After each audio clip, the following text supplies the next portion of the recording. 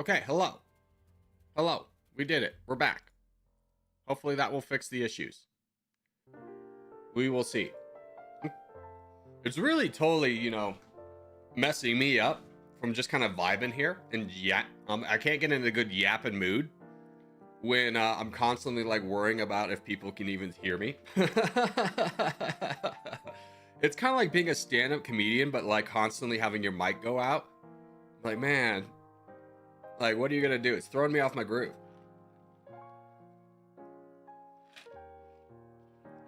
I'm back. Welcome back. Welcome back. Yeah, we're all back now. We should be fine. Electric Boogaloo. There we go. Vanny, what was the game you were playing yesterday? I want to check it out. You said it was jank, though.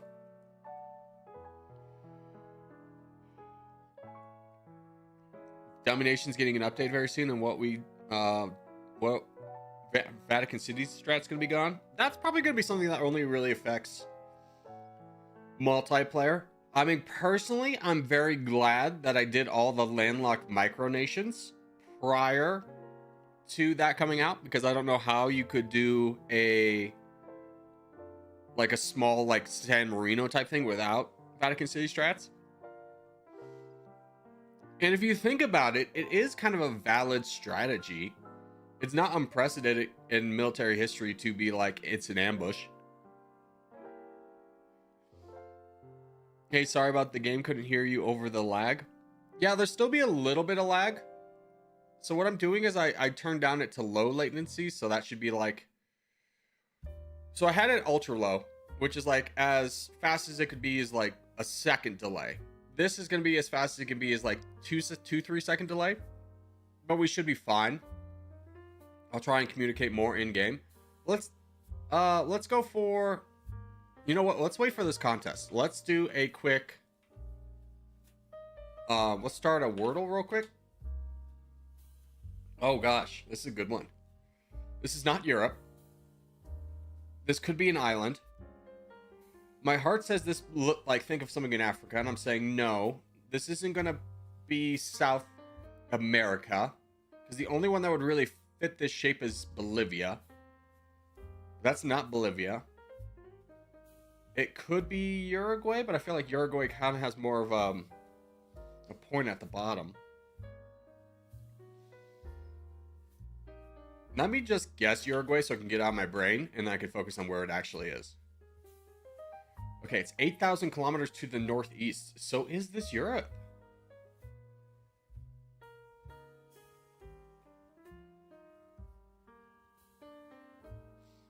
It looks like a weird France, right? All right, let me kind of further gather my bases and guess Coto de Ivory, which is also not it, but I just want to see how close I'm supposed to be. Oh, it's right next to Coto de Ivory. Okay, so we're in Africa. We're in Western Africa. Huh. Not Nigeria. Not Burkina Faso. Not Ghana. It's still 1,000 kilometers away. This one's getting me.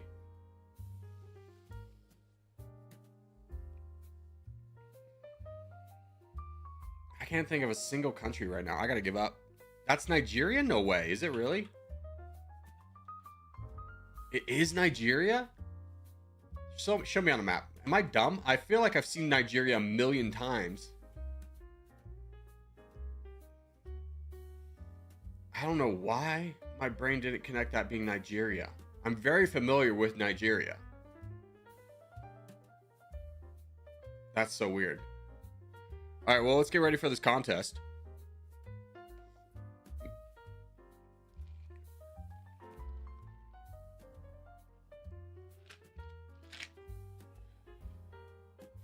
Yeah, I don't know why I didn't get it. I've been getting into your top 4 videos. Total Conflict Resistance was the game I was playing. Hold on. Let me mark that up really quickly so I can remember. All right, contest is up. No. No. Don't open whatever the hell that was. We go top left. Oh, it's an FPS game. Anyways, sorry, David. I've been getting into the top 4 much more consistently thanks to your videos, but never in a position to win the game since people full send far from me and my neighbors grab more land than me. Yeah, that's a little bit of luck aspect you can never really counter, unfortunately. Sometimes people will just have access to land that you don't, and you'll lose because of that.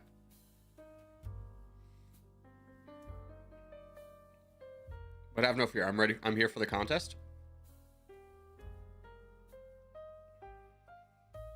Big contest. 300 people. Let's go.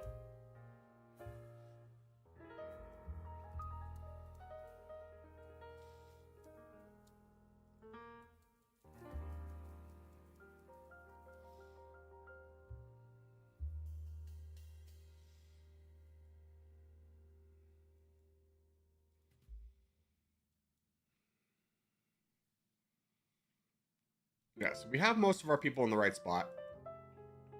The crowding in Ukraine is honestly not that bad for the first time, probably ever since we've played this game. Usually we have, well, it got a little crowded. Unfortunate.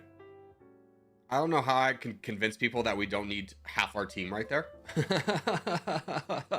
It's like, man, this is a spot where you need 2 people. You never want to, like, pack up in a chokehold. You need to kind of get some separation there. But let's focus on our game right now. We got to steal some land away from some people if we can. And potentially get a guy out right away. A little bit reckless to send this many troops, but let's do some real damage here. That's nice. Maybe we can help out here as well. Perfect. And then, yeah, I'll be with you over here. Let's talk for a little bit less. Let's get this guy down, and then we can help out down south. And that should be it. We get full donated. We got full sent. LOL, LOL.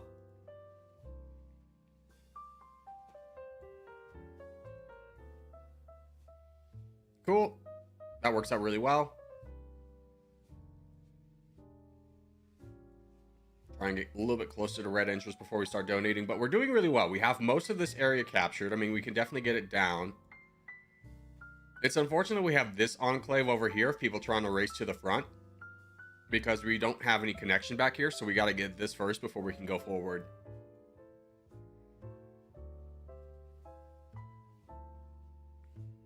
School got canceled today in Oklahoma? Really? What for?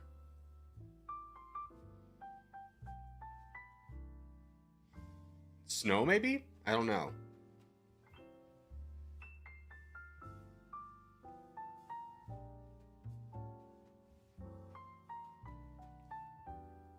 Okay, another full send. I do see the EU guy pushing over here, which is not good. Can we get some donations up top to Quiet? Quiet, we're going to need you to charge into the big guy. Charge into the big guy. We're trying to donate you, but we need you to attack.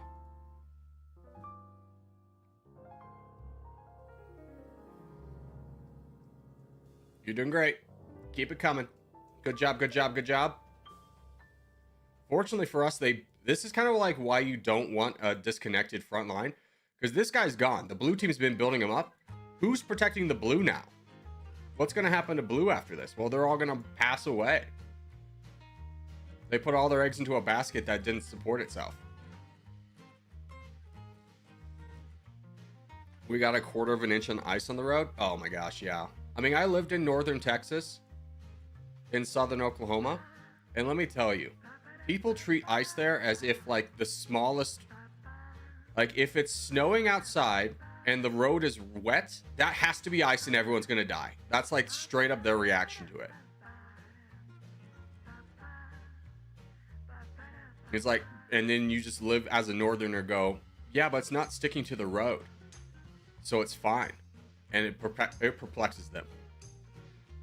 It's just like, just drive straight and don't make any sudden jerky moves of the wheel and you'll be fine. It's like, no, it's 32 degrees, that's freezing. And you go, yeah, but like it doesn't freeze everywhere, plus cars exhaust warm the road.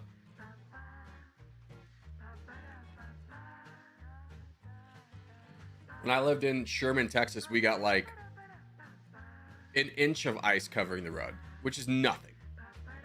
But, and I drove my Mazda down to Walmart because I just needed groceries. Little did I know the rest of the county was treating this as a natural disaster. The end is near. The National Guard was deployed. Shelves were bare, like literally bare. I've never seen an empty Walmart with, at least in terms of the food, but it was all gone. People absolutely panicked, and it's like, again, I got here in my 2-wheel drive Mazda. Central California here, it rarely goes below 30. Yeah, you guys are the worst drivers. I'm gonna be straightforward with you. Californians are horrible drivers because other places will go fast. Like Houston, if you live in Houston, you drive fast. But Californians not only drive fast, but they have no regard to anyone else on the road. I swear your guys' spatial awareness is absolutely zero. So I feel like when Californians get in an accident, it's them getting in an accident at 80 miles an hour because someone just decided I'm going left now.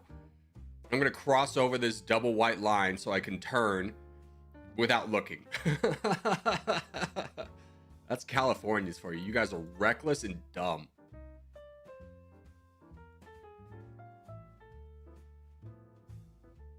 Nevadans are also bad drivers, but for different reasons. I swear to God, you try and get a dang Nevadan to move over out of the right lane, it's a challenge impossible. Like, brother, there are people merging on. We all don't need to be. Guys, let's not fish the game. Let's let it go. Like, come on, quiet could have gotten the crown. That's not fair.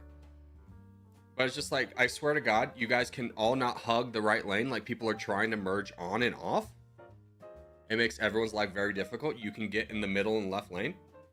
And then also Nevadans have a real weird tendency to like just drift out their lanes. I'm changing lanes now. Good luck, everybody else. Yeah, that's a real California mindset right there.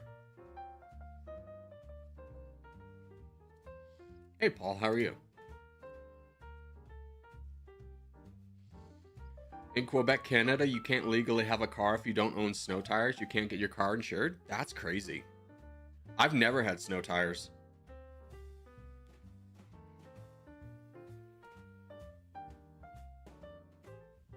I'm currently visiting California and I agree. Yeah, California drivers are literally the worst.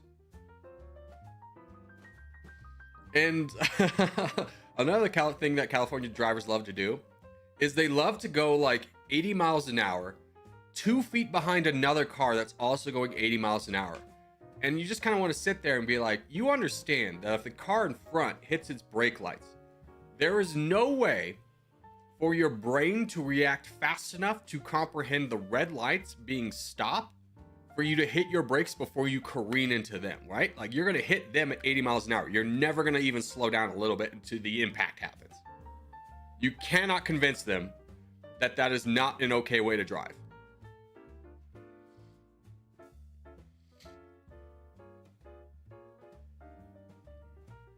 You know what I'm not looking forward to?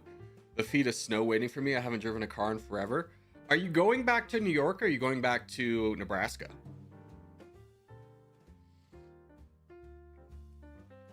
Brother, let me introduce you to Miami drivers. I haven't driven in Miami enough to know that. I wouldn't be surprised if they're fast. Like, fast drivers aren't my issue. Like, Houston drivers, they go really fast. Like, it's very common to see someone going like 100 miles an hour on the freeway.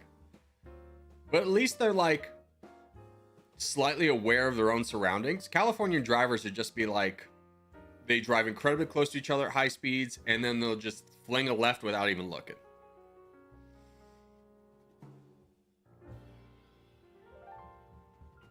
All right, next map, we'll do Africa.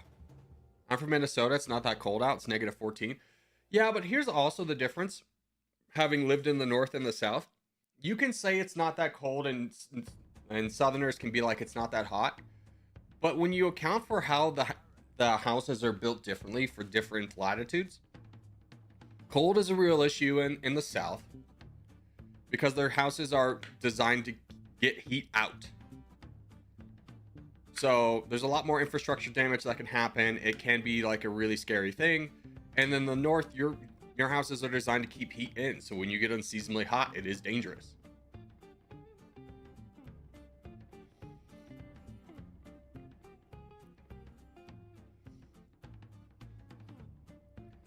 Yeah, sounds like Maryland, East Coast drivers, California's when it comes to driving. The only East Coast driver I've ever met was this girl who just like, if any time she got confused, no matter where she was driving, whether it be on a side street, on a highway, on a freeway, if she ever got slightly confused of what she was doing, she would hit the brake. And not like tap the brake, like slam the brake. Like you jerk forward. And I don't know if you know this, but slamming the brake going on the highway with everyone else going 60 miles an hour, you slamming the brake is a little dangerous. How she's not died is beyond me. Like, my friend Elise just got a driver's license. And when she was living here, you know, she would want to drive a lot. I'm like, yeah, that's fine.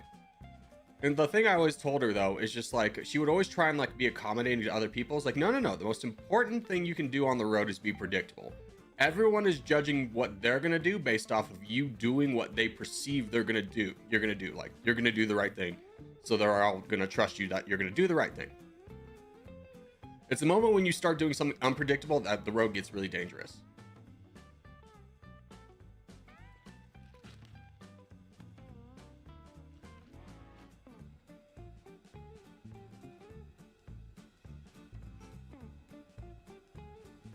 In Ireland, average temperature is like 8 degrees Celsius. Yeah, I don't know what that is. That sounds good or bad. Good for you. I'm happy for you, or that sucks. I didn't read too long. What's that thing? It's like too long, didn't read. Congratulations or my condolences, depending on the situation.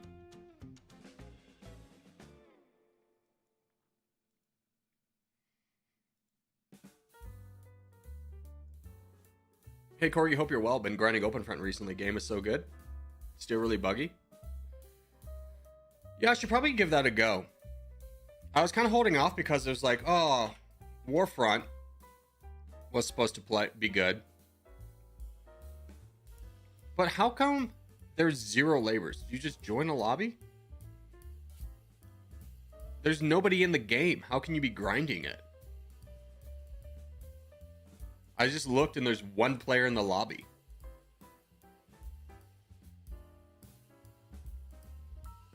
I don't know why people keep like really like being so excited about OpenFront when nobody's playing it. Like every day I'll get a comment being like, have you heard about OpenFront? And I'm like, yeah. I've just never looked at seen a single player in it. There's a community Discord? Yeah, but why is there not just a lobby? You're telling me to enjoy the game, I have to join a Discord? So has anyone else been completely consumed by Marvel Rivals? I personally have not. I was never on the Overwatch train. I never thought that game was fun. And Marvel Rivals, while it does seem to be a good game, is Overwatch.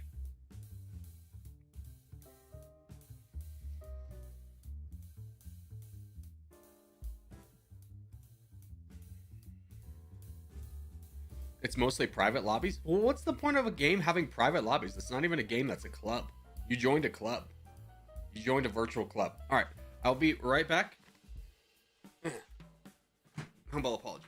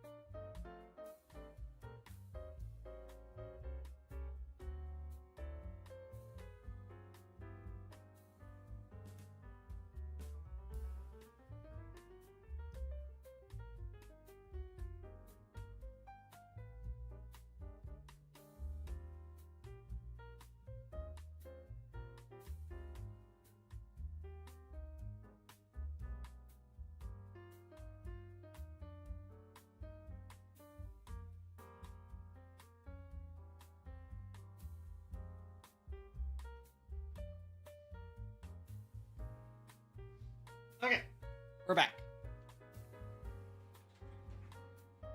Let's do this.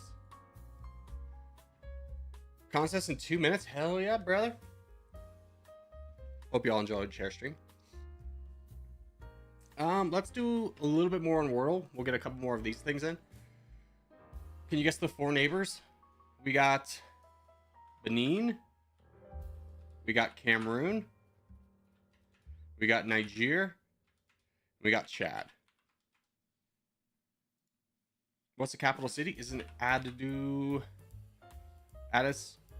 No, that's Ethiopia. I actually don't. I feel like as soon as someone's gonna say it, I'm gonna be like, oh, of course. Like I've heard the capital city before. Lagos. No. Abuja.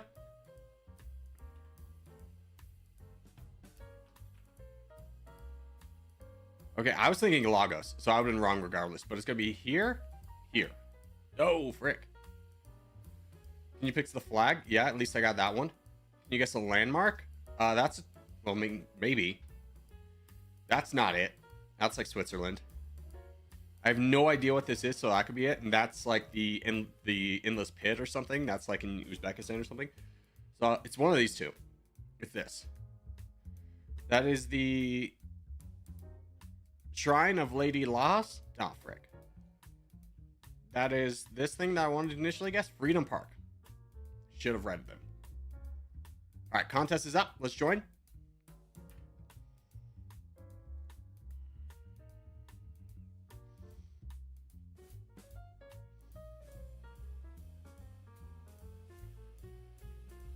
We go left side, boys. Left side. Start, no matter where you want to be, start out putting your marker down left and then slowly work our way forward. We'll clear out enough of the teams from wanting to go on the back lines and you'll watch us get like half the map for free. The fire pit's actually in Turkmenistan. Yeah, I knew it was one of the stands. I couldn't remember which one. But thank you. Left side, Van Cadius. How dare you? Oh, wait. Van Cadius, were you going back to... Did you tell me? Were you going back to Nebraska or New York? Are you like done for a while after this?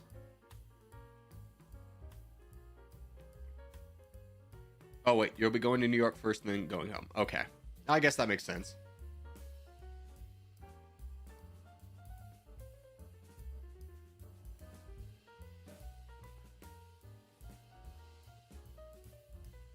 They fight for this, I guess. But you see when we all kind of compress backwards, we push the other team forward. And then Doblo, it's great that you want to play with me. I would love your support back here.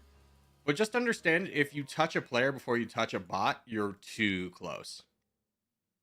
Like, feel free to play it out, but like, next time, like, give me some space so we don't have to cannibalize each other's chances. Like, or each other's lands, so we have a better chance of winning together. I'd much rather win with you. I don't mind when people go near me. I just want to, like, you know, make sure we're not losing land to the enemy team and unnecessarily making each other weaker.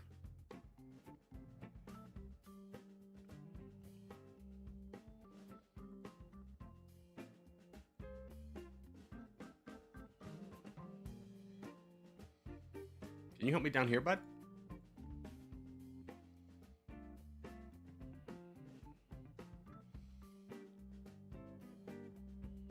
Yeah, there we go.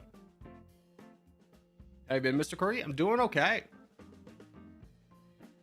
I'm feeling good. Minus yesterday. Yesterday I was so exhausted I actually fell asleep at like 6, which is a nightmare scenario for anyone in their 30s. Because, you know, that meant I didn't fall asleep again until 4 a.m. It's just the way the world works sometimes, I guess. It's like, oh, did you sleep a little bit? And it wasn't even like a big nap. I woke up in like 30 minutes. But my body was just like, we're good to go for the next 12 hours, right? I'm like, no. I have things to do. There we go.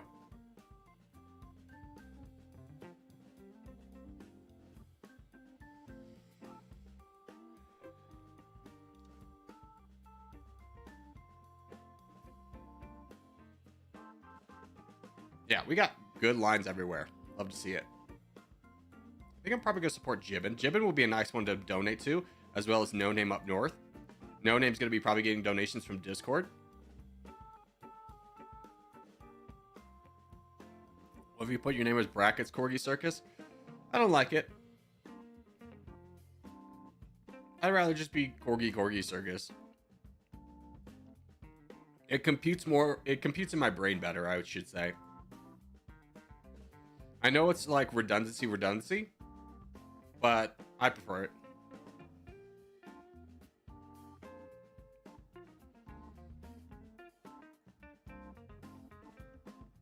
Is this our so-so? What are you doing over there, big guy?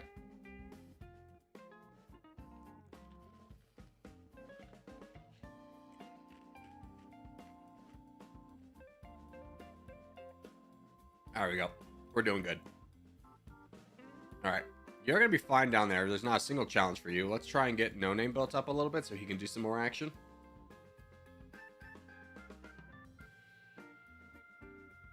Who am I kidding? I'm going to donate to Bread. Bread, you're going to fight this guy. You're going to do a great job. This guy's doing it, but he's not even on our team. Aziz is just going for land, as is tradition.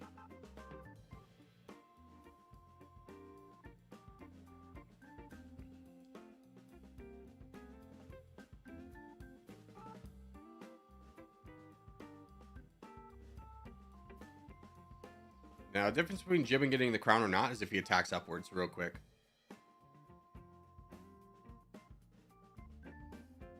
I think he'll get the crown.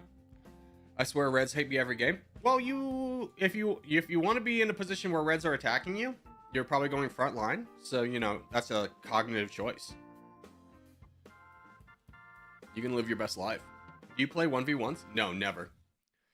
It wasn't honestly that interesting to me. I tried it out initially on the channel. But to be honest, my time zone makes it difficult to find competition.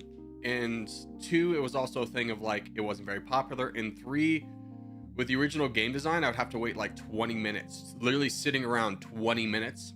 Hope I get a good game. If I don't, like if I join that 1v1 and then the guy left, then I'm ready to go on another 20 minutes. It's like, this is really inefficient as a YouTuber. And then most people don't even watch it. All right, let's do Africa next.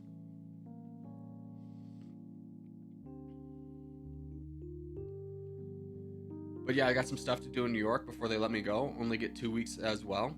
It'll be like that sometimes. Yeah, I guess.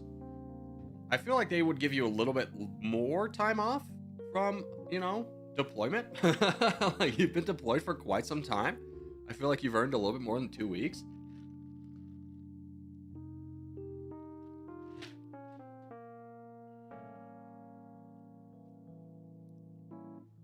What's your battle royalty elo? I have no idea.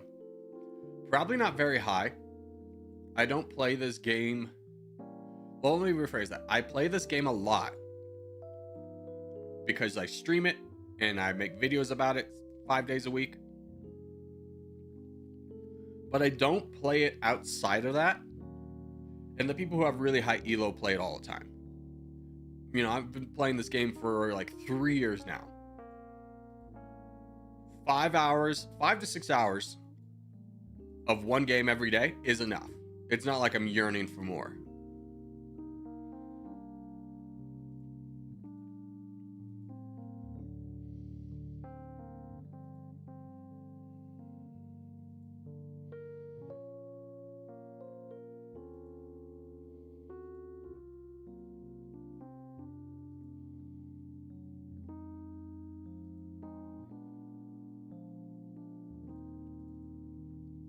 The only way I'd even be like on any leaderboard if they go off percentage of game wins, then I think I'm high, but at the same time I see that system being really ripe for exploitation, so I don't know if I'd be on the leaderboard from that either. But I'm pretty content. I've never like been like a guy who's like super competitive in a way where it's just like, oh, I need to be the hero. I much prefer the team aspect of things. I remember coming out of college, I was applying for this one job and they really wanted me and they were asking questions. And what they wanted me to say was like, I'm a real go-getter. I'm going to work hard. But my thing is like, I like teams. And then it's like, Just didn't connect the dots that they were looking for somebody to like work individually, aka most jobs. You should play Age of Conflict. No, I will not.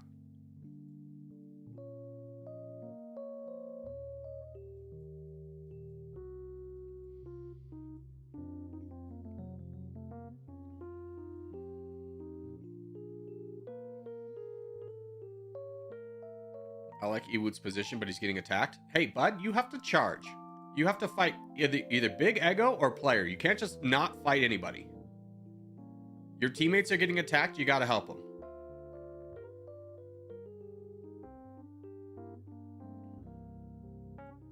You don't have to commit to a full attack, but you got to launch at least one.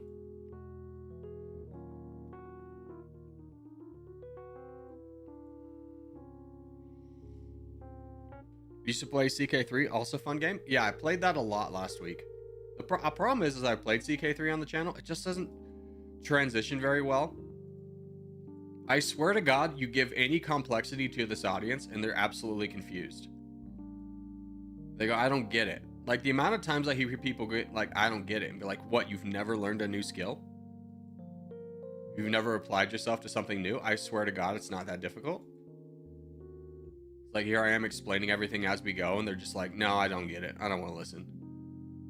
I'm here for the 15-minute gameplays. And I go, you know what? That's fair.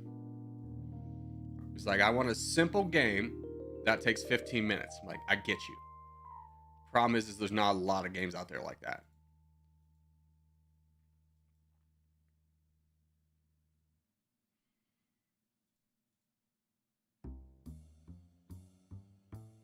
How are we doing elsewhere? This is becoming a problem.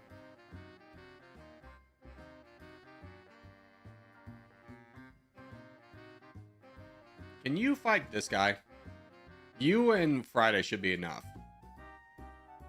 Yeah. Good job.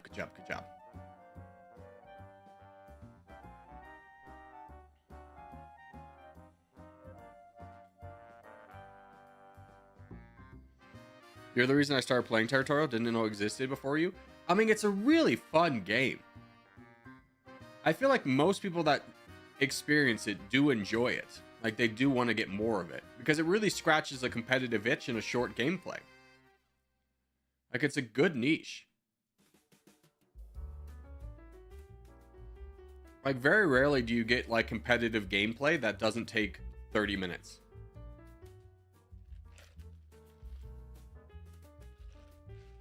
It's a game that's simple to learn and hard to master.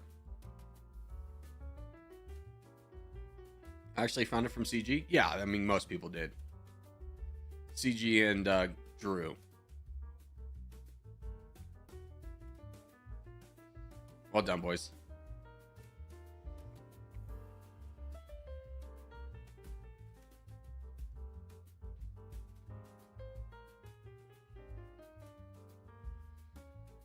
I don't really want to do Africa or Australia again. What's the most fun skill you ever learned? I mean, ceramics is amazing. Being able to create something on a whim with like clay spinning on a wheel is pretty cool.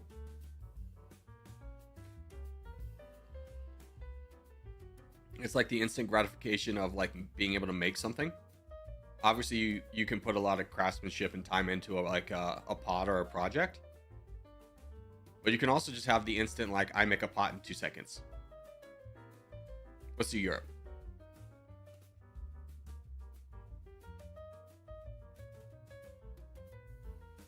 Philip, I'm just going to time you out, bud. I don't know what's going on here.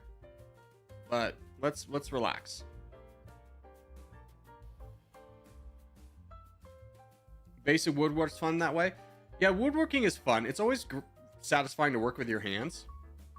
Woodworking, though, is a little bit different from ceramics because nothing in woodworking is instant, right? Because, yeah, like, you make a cut, it makes a lot of difference. But how long do you spend, like, measuring that cut? And if you mess up, that piece of wood's done. You got to, like, start over. Whereas ceramics is like, oopsies, made a little bit of mistake. Let me just put a little bit of pressure on the wheel, and I'll get it back to a state. I'll be ready to try that again here in 2 seconds.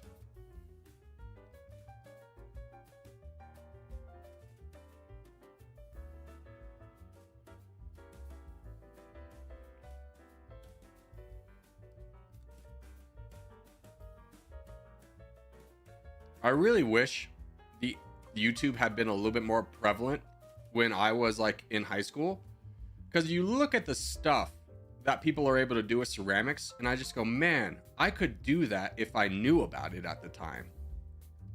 But in my high school, it was a newer high school. I was the first AP ceramics kid in the school's history. And I had a newer teacher. So it was me and her like trying to figure it out together. But we didn't really know what we were doing. Like, she would teach me some things, but I was just like, I don't really know how that's done. And that was just the end of it. Like, there's no way to like research how it's done.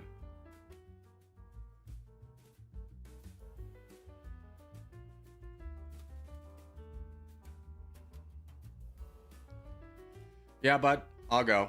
Let's do this. Don't leave me out to dry though. This is me. This is a me and you thing. Hey, charge. Come on. This is the worst kind of. There we go. I was about to say, you better not just tell me something to do and then just leave me to die from it. If you're telling somebody to charge, if you see them charge once, you better be like red hot into it. This is a team. We're on a team. Don't tell your teammate you're not going to help them.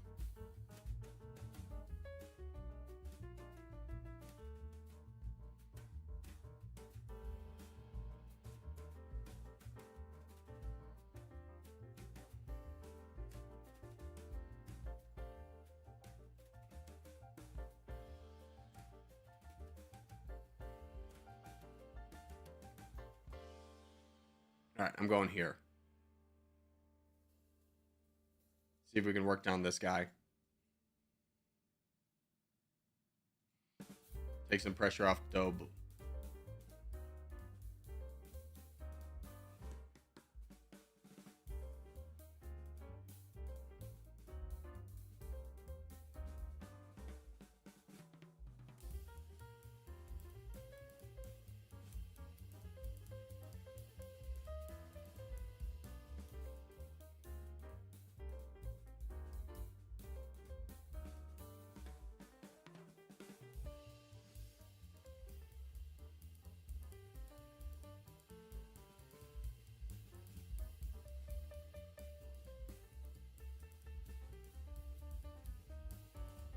Take this guy down.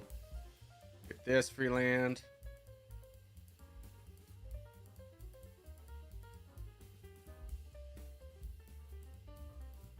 There we go. Hooray! Corner achieved.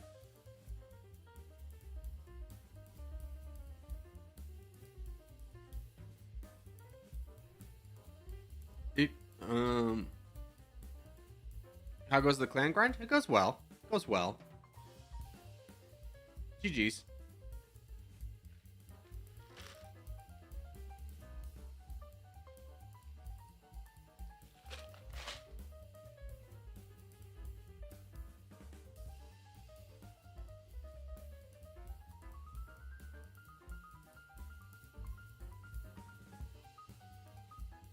All right, we got contest in 3 minutes. Let's finish up this. And then guess the national emblem. It's going to be... Oh, really? I just immediately saw green and white and be like, Nigeria. That's Nigeria. Now that I took a moment to look at it, you can see that. I've guessed this exact country before because I've seen this exact emblem before. But somehow I could not get the shape of it. I have no idea what the languages are. Nigerian... Okay, no. English?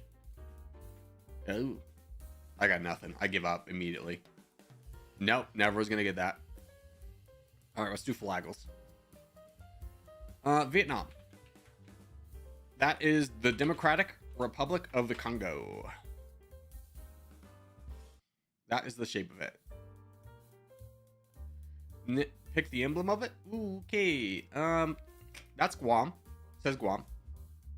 That's not gonna be it. That's Polynesian. That's El Salvador. That looks Middle Eastern to me. That's Rwanda. I thought this was a temple. Now I see it's a basket. That's too English. That's Angola. Star. No. Justice travel. There you go. Okay. Can you pick the flag of the capital city of the Democratic Republic of the Congo? I don't know what it is. That's Asian language. It's a bear. I don't think they have bears there. Palm tree, maybe? Hey, let's go. Huge. Pick the flag of a country that neighbors the Democratic Republic of the Congo. Mauritania does not. Qatar does not. South Sudan? Estimated population. They got a big population, right? They use the... They use like the franc, right? Yeah. Success. Perfect time. We got 30 seconds before contest.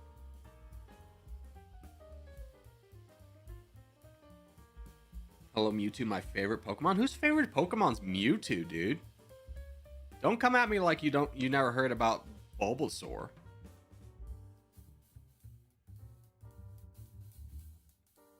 Whenever I played the Pokemon games, my starter was always Bulbasaur.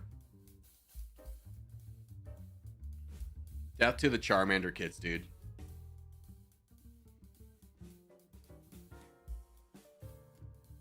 Bulbasaur kids, I mean, whatever. You can stay here, but like, I'm not gonna talk to you.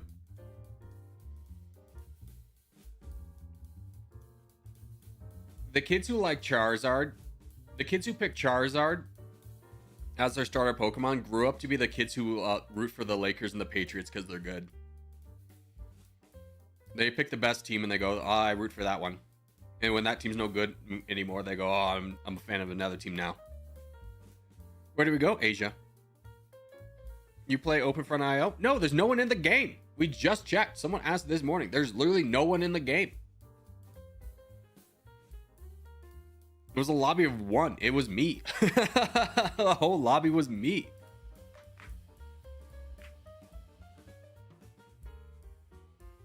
And like I can understand that the game can be more challenging, but what makes this game interesting to me is the psychology that goes behind people's intentions and guessing what those intentions are and trying to work with those intentions of other people.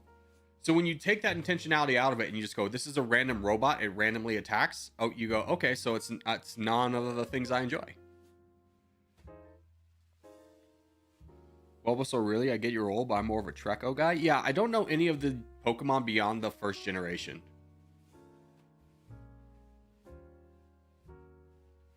I stopped caring about Pokemon after that.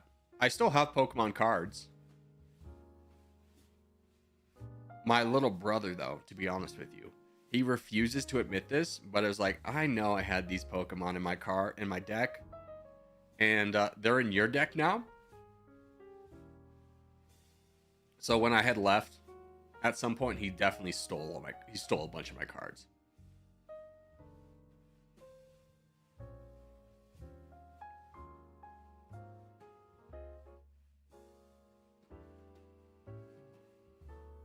But I also found my baseball cards the other day, and I was looking through. I was like, do I have anything like slightly valuable?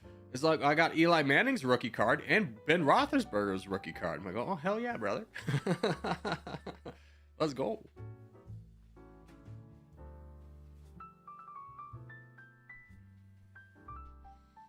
Bulbasaur is best for the first three starters. I mean, technically Charizard is the best because you start off in grass and he's strong against grass, but it's also like, I just hated Charizard. I don't know if anyone watched the original series. Charizard's a doucher. He's awful, man. Here, Bobby Joe, can you help me over here? Is it you, Bobby? Yeah, Bobby.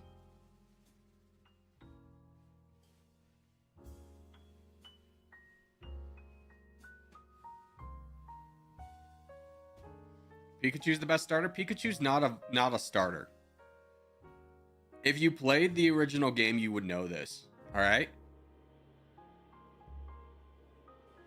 Ash gets Pikachu because he slept through the alarm and missed the starting Pokemon, and Professor Oak gave him the leftover that was Pikachu. He's like, "Oh, sorry, you missed it. There's no other Pokemon here. I guess you can have this reject." Also, this reject won't get in a Pokeball like a weirdo.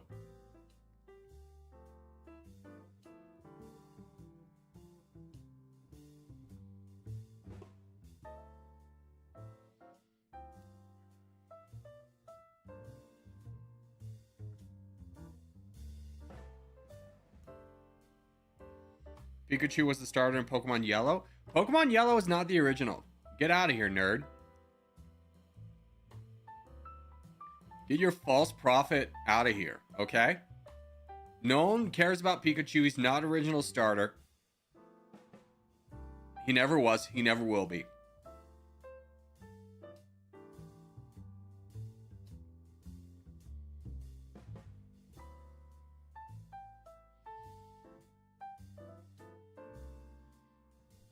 You know what he was doing in the original one? He was playing Detective Pikachu.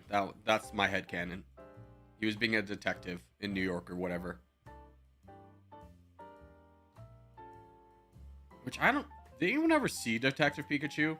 I feel like I have, but I couldn't recount a single thing from that, other than I think Ryan Reynolds was the voice of it.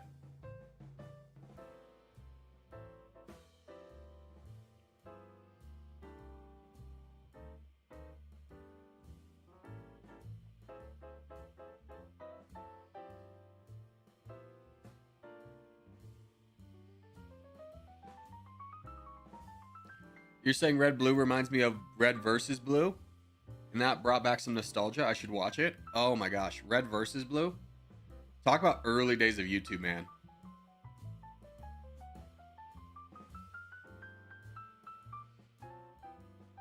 What a cultural milestone Halo was, though, right? Such a game that defined gaming for like the next decade. Everything kind of had to be Halo after that.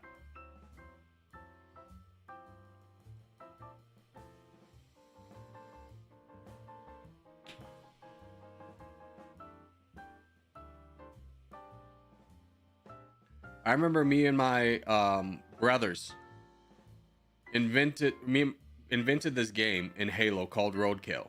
It's basically there's a map called Blood Gorge where you start on one side of the map, there's a fortress on your side, your enemy starts on the other with a fortress on the other side, and you have two warthogs, which are just vehicles you can drive.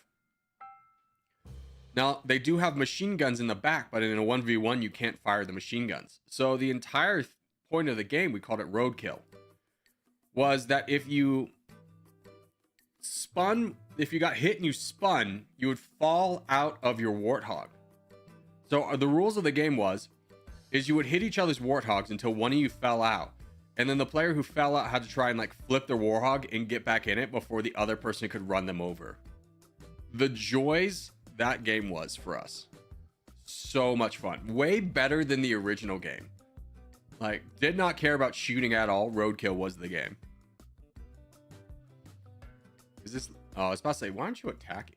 I get it. You're over there.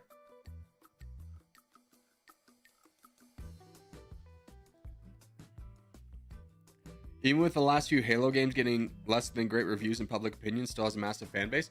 I think that fan base is like the same as Star Wars. Like, they've burned through a lot of garbage, but I think it's kind of dying down because all they've gotten in return is for their loyalty is garbage.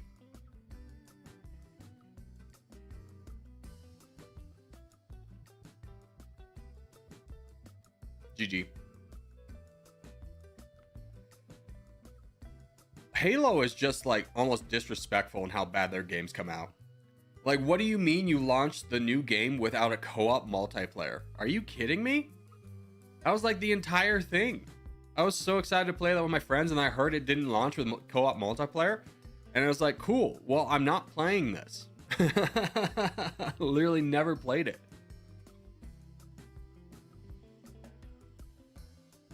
We used to do Banshee clashes in the Mongoose, see how long you could survive on the Mongoose before you died to the other guy in the Banshee.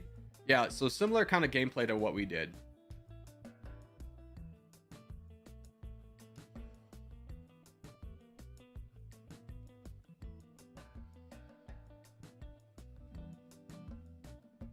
I don't know. Nothing could really beat when you're like 12, you're playing Halo for the first time, and the Flood comes out.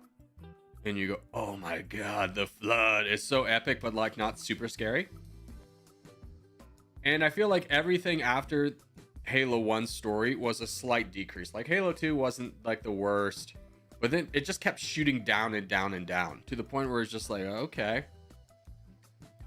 Here at one point I thought I was special, but now I just realized I'm a cog in a wheel. Back when Halo was fun and COD was good.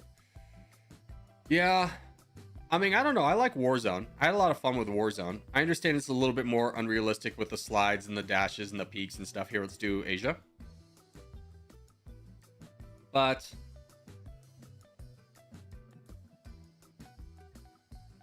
like the old game, the old COD had the bull crap guy running around with 2 swords, just slashing everybody. He's got 2x speed, and he just runs through everyone, slashes them. We're like, this is stupid.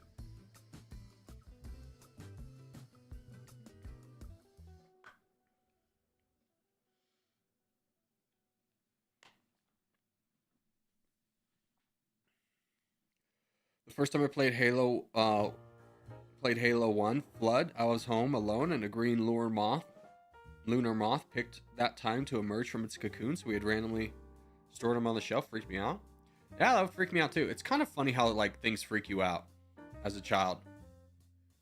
In my childhood home, all the bedrooms were on the 2nd story. My parents' bedroom was separated by this like bridge that went over the living room. So to get to their room, you have to like cross the bridge. And I had a nightmare about Jurassic Park 2, where like the T-Rex goes rampaging through the streets. And I was afraid to cross the bridge because I was afraid that at the moment I tried to cross the bridge, that the T-Rex would come out and he would break through the wall and I'd be stuck on the bridge. In my little, 6-year-old mind, I never really connected the dots that if a T-Rex broke through the house, me being on the bridge or not, it's not really going to make a difference. But I was just like, I was afraid to cross the bridge at night. He's just like, these kids are dumb. What can you say?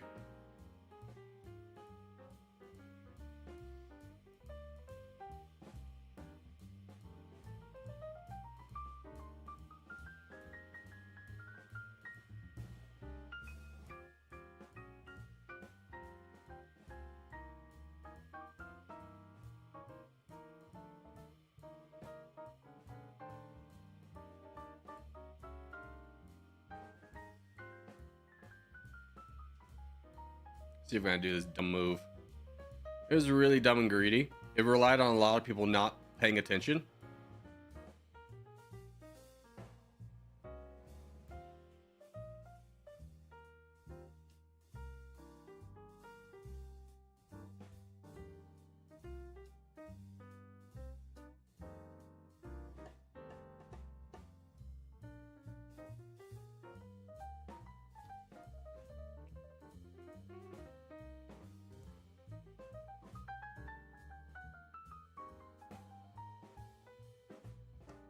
I'd be dumb and greedy though.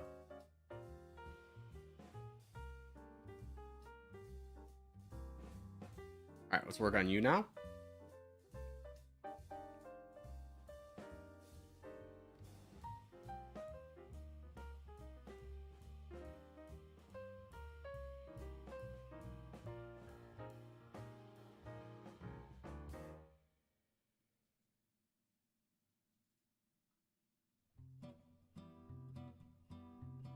How's this?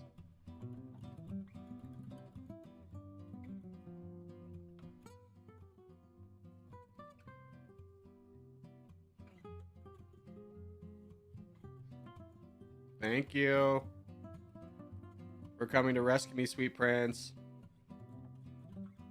Yeah. Have you played Sins of a Solar Empire 2 yet? No, I haven't. I initially heard not great things about the game, and that made me not want to buy it. It was just like, wow, they made a sequel for this? Is what I heard.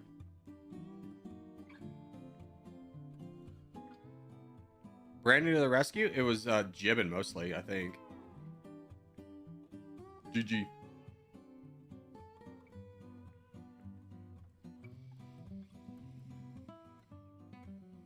At least Corgi didn't get a crown with such a bad spawn. Yeah, I was getting blitzed down the entire time. People were donating to me, but I was like not able to maintain. I don't know. I liked it. Never played the first one. The first one was good.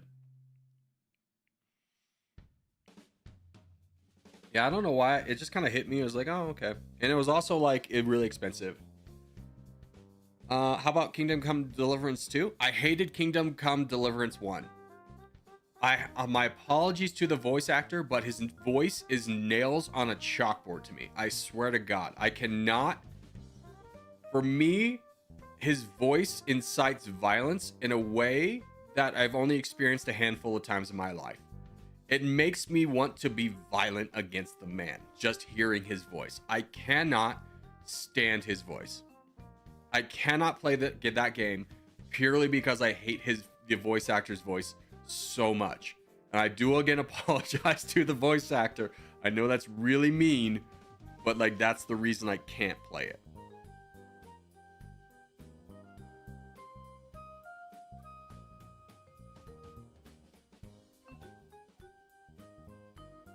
I played a lot of Mountain Blade Warband. Yeah, I did too. I love that game. The mods make it bearable though. I wish the game was had a little bit more depth because the combat's fun. Here, let's do Australia. The combat's fun, but once you kind of get good at the combat and you just kind of start tearing through things, there's really nothing to like drive you forward. Have you played Stellaris? Yeah, I used to play Stellaris all the time. And then Paradox in their dumb wisdom were like, let's make this game so complex, it's a completely different game. I looked at it and looked at all the new things I would have to learn. I was like, nope, I'm done. This game was already complex enough to take like 4 hours a campaign. I didn't need more shit. I didn't need more things to do.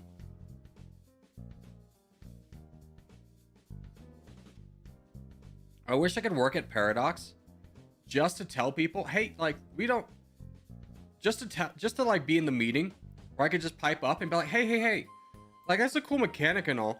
Is it gonna be fun though? And they go, what do you mean? It's like, well, is it gonna add to the game or is it just gonna give the players something else they have to do? Like, is it gonna be fun or is it just gonna be a responsibility?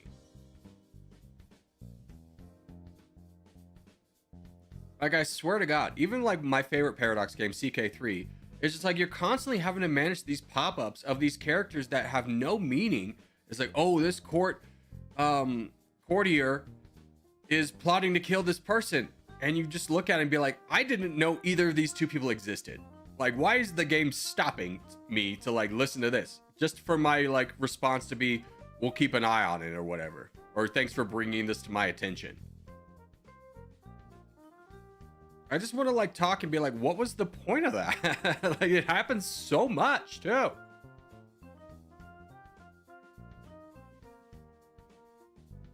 Paradox makes some great games, but I swear to God, they never consider, is this fun or is this a burden? They need someone like me in that company to ask that question.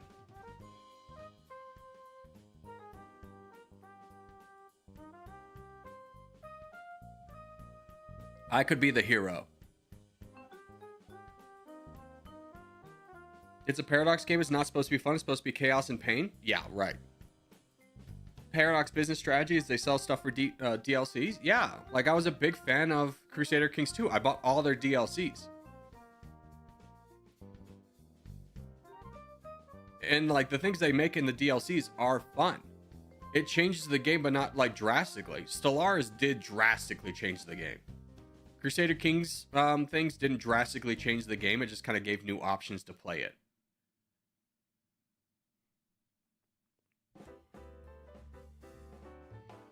But what I hate the most is if I learn a game and I get good enough to beat it, great. I'll want to play it again, maybe on a different difficulty or different scenario, and I'll have a lot of fun with that. But if I come back to the game in 6 months and I don't even understand how to play it anymore, I feel like that's a bad change.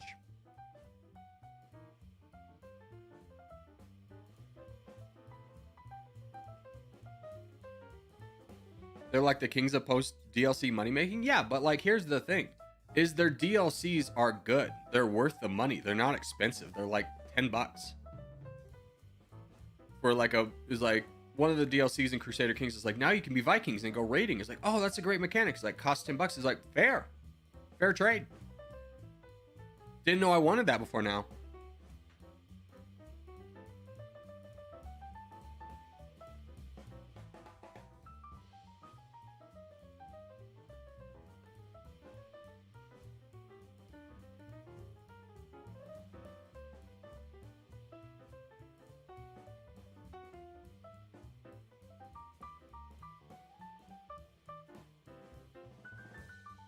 But I think sometimes Paradox gets just caught up in like, they're just so like rubbing their hands together, so eagerly excited about how complex their game is that no one plays it to see if it's fun. Like they need some normies in that company, I swear to God. They need some normies to be like, is the game fun though? Hearts of Iron 4 DLCs are nasty expensive. Never got into that one, so couldn't tell you.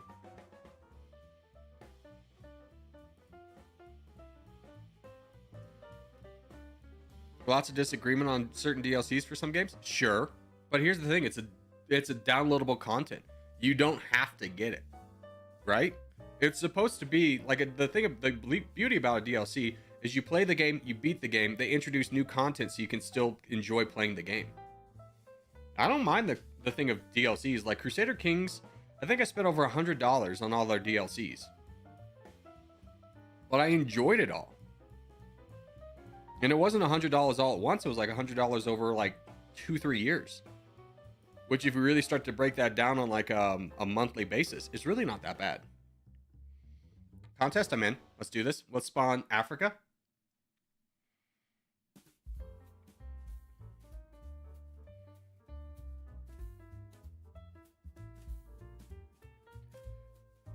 I love how American is just like, I can't see anyone's chat. And then he types, can anyone see my chat? Which is, bud, if you can't see anyone's chat, what's the point of asking if anyone could see yours? Just reload your screen. It's just an error. Reload the stream. You'll be fine. My issues with DLCs is when it's something that should have already been in the game. Yeah. 100% agree. Or when the DLC is heavily priced. Like, I liked Diablo 4. I had fun with it. Their DLC was $40 for one new character. It's basically the price of a second game. And considering I paid $70 for Diablo to begin with, I look at that as insulting. Like, you give me one new character and like a half fleshed out story. I'm out. I also really hate games that have battle passes. Like, I don't hate the concept of a battle pass, but I hate the concept of, if you buy the game, there should not be more things you have to buy.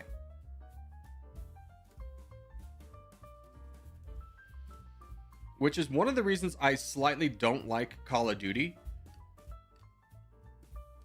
Call of Duty is free, right?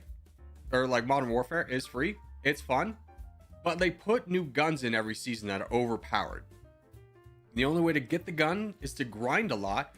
But if you spend money every month, then you can get guns for free. And it's like, okay, so this is a little bit pay to win, huh? Like, most battle passes are just cosmetic. Who cares? But when you start adding things that are tangible in there, you go, okay, this is a little bit dumb.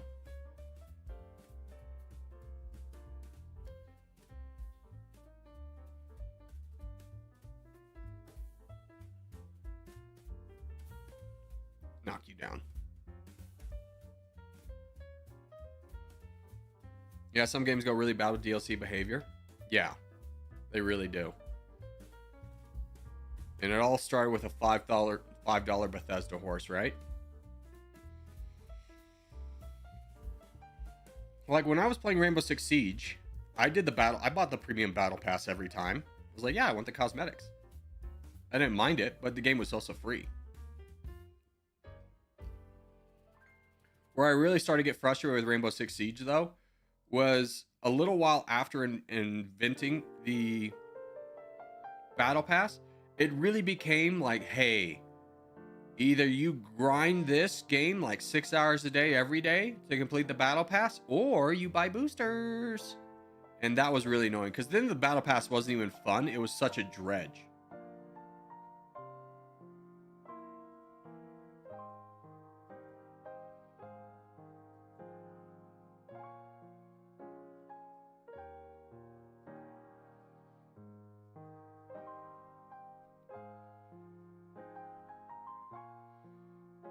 Time to make Territorial pay to win, $100 for 100 clan points. Yeah, but if they did that, that would take out the competition. I think if he tried to implement a monetization, people would leave. I don't know if I'd play this game anymore if he did that. It'd be like, what's the point? It's just who has the biggest wallet. It's not even this. It's not even the same game anymore.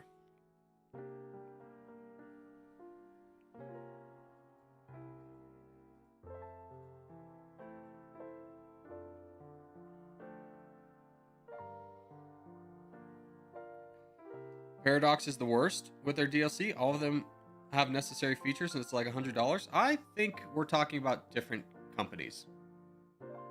I've played Paradox games for years and I've never experienced a DLC that you needed to play the game.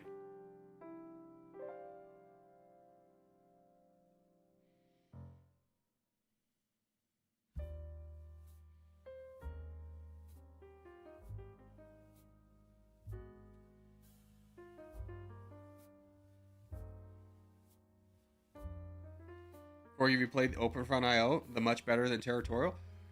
No, and it really annoys me when people say that because it's not better. You know why it's not better? Here, let's look at it right now. How many people are in this lobby? Join lobby.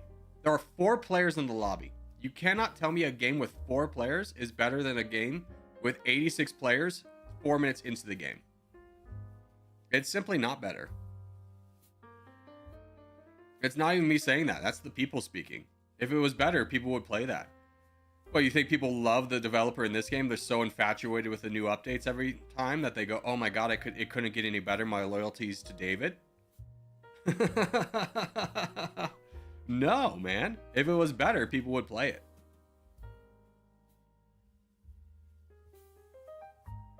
Because people don't know about it yet? Let me put it to you this way. There are 4 people in this chat today who have told me about OpenFront. Outside of that audience, and I've, again, me having mentioned it to 117 people, probably about 25 of those people checked it out, and they're not in the game anymore. It's not better. It's not because it's just new. It's just an inferior product. If you really love single player and you only play single player, yeah, you probably enjoy OpenFront more than Territorial single player. But Territorial is not designed with single player in mind. It's not better. It needs a lot more polishing. Sure, why not? I'm gonna be straightforward with you. It's a pixel game that's been in development for like a year. I think the issues go beyond polishing. All right, I'll be right back. I'm just gonna grab something.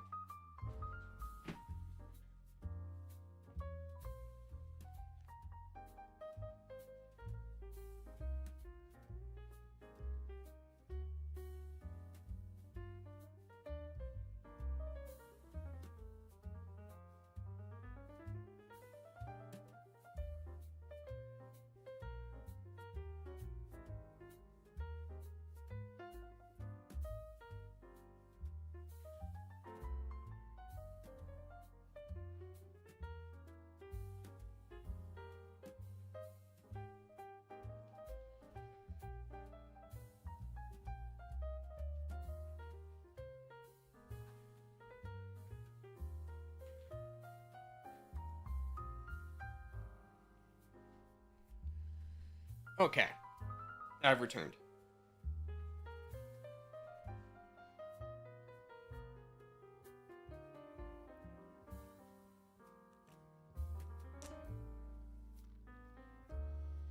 Try OpenFront someday? I have, bud, and here's the thing. I just said this, but you weren't here for it, so I'll repeat it. The reason I enjoy this game is because you play against players, and you have to invest in the psychology of how they're going to play it to best format a strategy of how you're going to play it. When it's just mindless bots randomly attacking, all of the things that I love about Territorial are gone. So no, I don't play single player for the same reason. It's just mindless bots. Can you navigate the mindless bots mindlessly doing things? Let's do Middle East.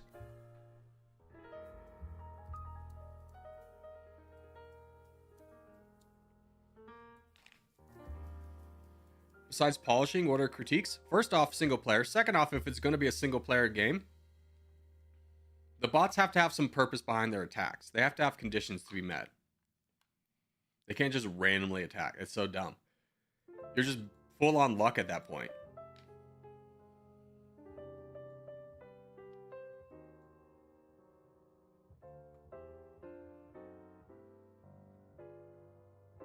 They're just bugs wandering around. It's like the AI is basically like moths to a flame. They see light, they go to it. Like they don't have any real reason why they're doing it. There's no cognitive reason behind it. They just see light, they go to flame.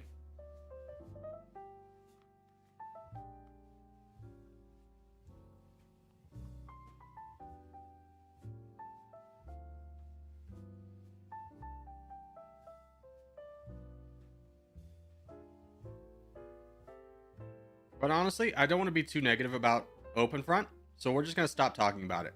I've laid the reasons why I'm not going to play the game anymore. So I humbly ask that you respect my reasonings, even if you don't agree with them. Because ultimately what you're asking is for me to play the game. You're free to play the game on your own. But I've laid the reasons out why I'm not going to play it anymore. So let's maybe switch the topic. Because afterwards, beyond this, we're just arguing about each other's feelings, and I don't want to have a discussion like that. It seems boring.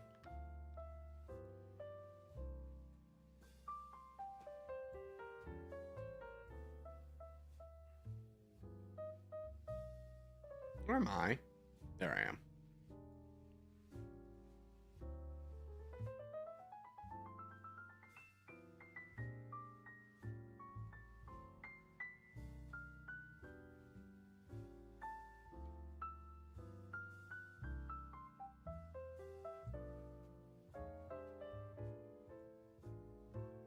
Who is this? Oh, interesting.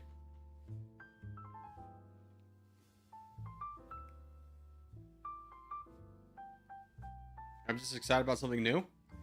Yeah, but to my extent, I would just be like, and I'm annoyed that you consider it like Territorial when it's not.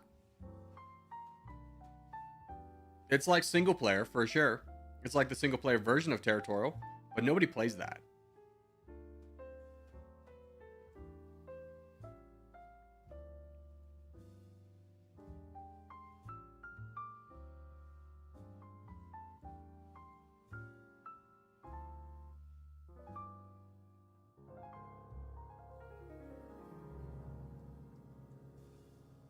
Really.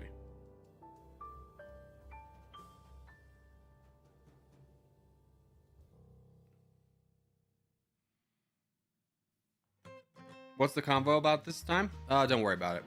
We're moving on. Can we get some movement from anybody? Potentially CCP.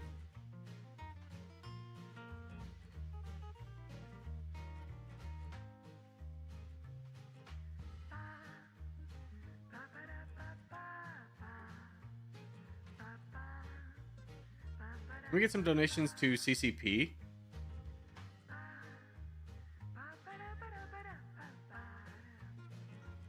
Let's put our eggs in the CCP basket for a minute. Until at least Jibbin gets over. Arms Trade Tycoon Tanks. Not exactly a fit for the channel, but legit solid game. If you remember correctly, it's not expensive either. Put a good dozen hours into it. I can get behind that.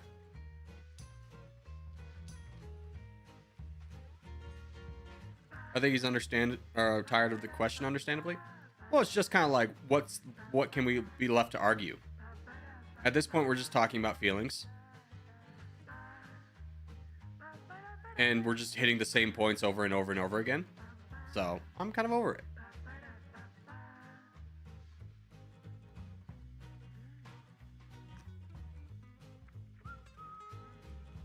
Hey, Joe, you can go in timeout for 5 minutes. All right? Don't be rude. Yeah, so sorry, you're in civilization. Yeah, you have to be nice to people and considerate of others. There are children here. I don't want to argue. I just joined the stream. Yeah. And I don't want this to turn into an argument. So let's talk about anything else. Anyone give me a single topic besides Warfront IO? I beg to God. And anyone who mentions Warfront IO at this point on, I'm timing out for the rest of the day. Let's move along.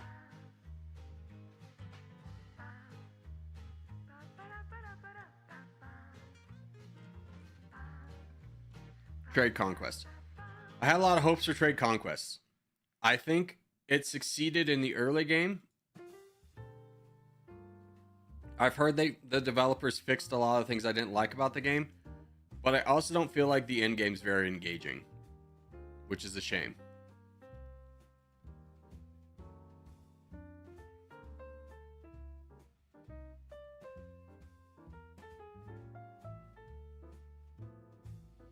I think if that game had some more playtesting for like 6 months, they could have gotten something really special out there. Can you two stop racing for the crown and stop this guy from destroying our team? Thank you.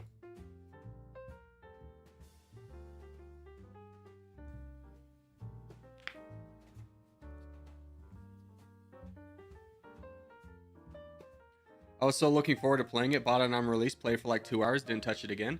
Yeah, I mean, it's such a great idea. It's like you start off as an entrepreneur. It's great. But then like the military is confusing. Like I had to make a spreadsheet to figure out the logistical chain of all the resources I would need to make drones. It took me, and then it takes like so long to like build that, and you're just kind of sitting there being like, all right. And then I like one game I attacked India, and then India's like, nuclear bombs. And I go, oh, that sucks. I can rebuild. Nuclear bombs again. And then the game's over, and you just go, well, that was the most unsatisfying ending to the entire game I could have ever imagined.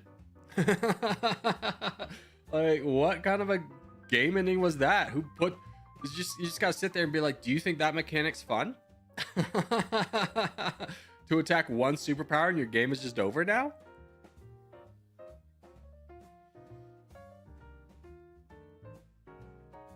And I was like, all right, I just don't think I'm gonna play this game again. StarCraft stream win. I enjoyed those games when I was younger. The competitiveness that you need to have in your clicks per minute is just dumb. Like, I used to watch this one guy, Torin, all the time, and he's like a little bit older than me, and he's got carpal tunnel because he played those games so much. And it's just silly. Here, let's do Scandinavia. That's how my one and only game ended. I played as Mexico, destroyed the United States, and at the very end, I got nuked into oblivion. Literally infinite nukes, gave up entirely. Yeah. Yeah, I was one province away from taking India, and I was already planning my next moves, and then all of a sudden, nuclear bombs go off. And I had already invested in like all the Iron Dome silos, which did literally nothing.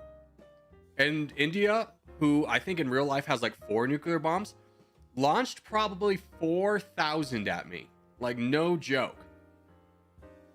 And it was just like, you know, this would end the earth if they put this many nukes into the ground, right? Like, there would be no Vietnam. It would just be in the ocean now. And I was just like, I invested so much time in that campaign for like what I consider such a bullshit mechanic. I was just like, I just never want to play this game again.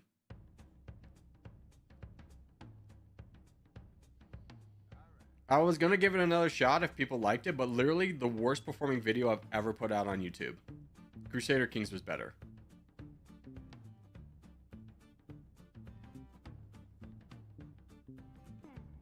I feel bad because the developer was super nice. I wish he had shown me the end game because I think I could have given him some advice. And it could have ended up being a good game. It just didn't. It wasn't.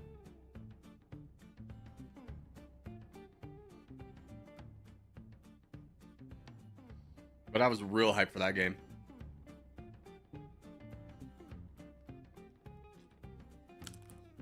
Are you still playing Civ, or are you waiting for some fixes? Yeah, I was gonna play Civ right away, and then I saw how many issues the game has, and I was like, I'll wait for the bugs to be fixed. The bugs and the gameplay issues. I'll wait. It's like I'll wait for that to be fixed. I recommend Age of History. I played Age of History, and I just kind of looked at it and be like,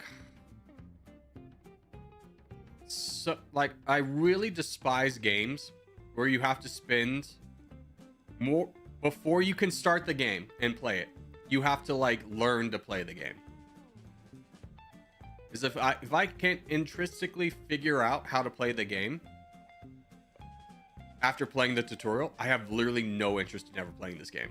Like I want a game that I can learn right away, and I'm not like a dumb player. Like I can figure things out. Like I figured out Total War, which a lot of people would argue is a complex game. It's like I'll figure it out, but like if you don't give me a base to stand on, like if there's literally nothing I can do at the beginning because I haven't spent 5 hours or 20 hours researching how to play the game, then I'm not going to enjoy it. It's not going to inspire me to get better. Like if you don't give me a base to stand on of just like, yeah, you can play this and then you'll learn this and then you get better, it's not interesting to me. Describing Hearts of Iron 4. Literally I really dedicated myself to learning Hearts of Iron 4. I watched this one guy's playthrough. 8 hours into that playthrough, we were on like day 6. Like the game had just been unpaused. And I go, man, how many more are these? And it's like 24 more. And I'm like, oh, each of these is like 30 minutes. I was like, I'm out.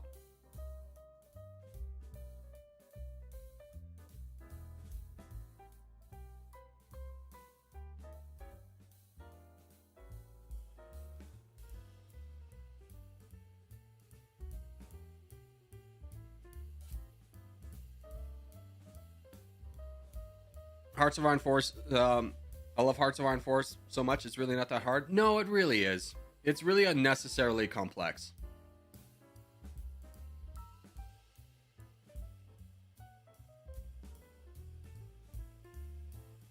Trust me when I say I've played hundreds of strategy games.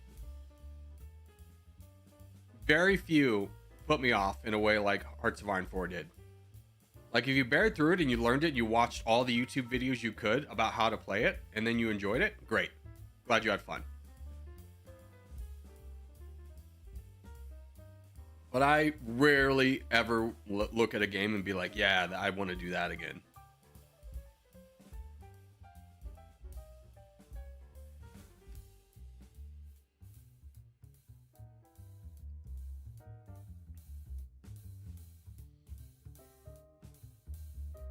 Best way to learn is just to play. Yeah, and that's kind of my point, Kieran, is if you can learn while you're playing, I will put the time into learning it. But if you have to learn before you can play it, I am not interested. And Hearts of Iron 4 is not a game you can go into and just play it.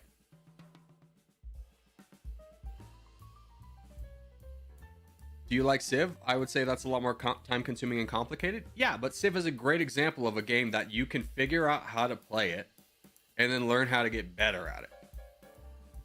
Like you're not just completely lost.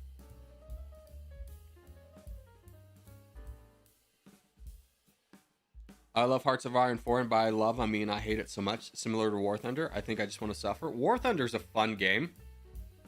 Up until the point where you start getting into modern planes, and then you start really kind of diving into the pay-to-win aspects of the game.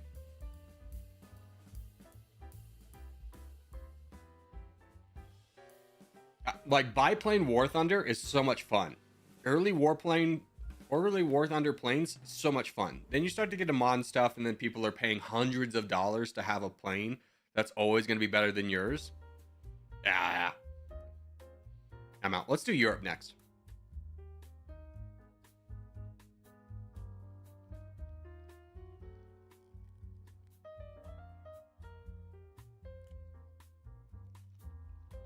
All right, let's go.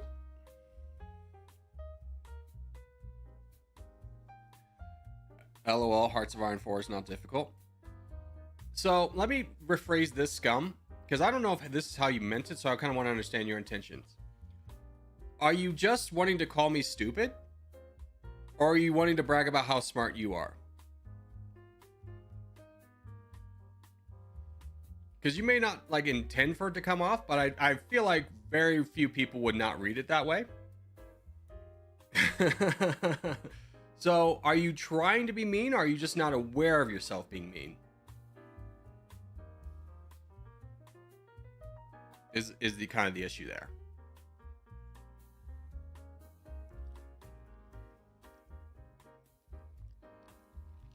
Like, it could not be hard for you, but then to add like an LOL is like, what, are you trying to insult me? It just kind of seems like a dumb thing to do. Like, maybe I need to call out awareness of your behavior, so because maybe you're just not aware of the way that you treat others.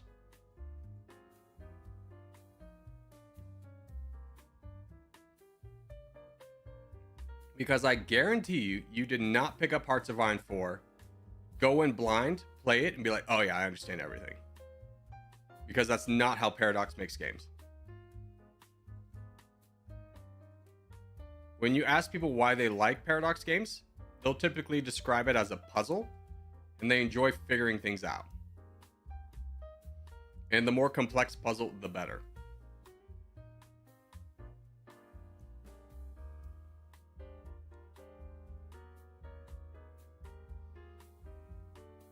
I think there's a difference between games that are difficult and games that are complicated. Yeah, like that's a good point. Like a great game that's difficult but not complicated is Elden Ring. There is no one on this planet who's ever played a single one of the Elden Ring games that will not say that game is not difficult. But is it really complicated? No. It's a very difficult game, to the point where like you question whether you're still having fun.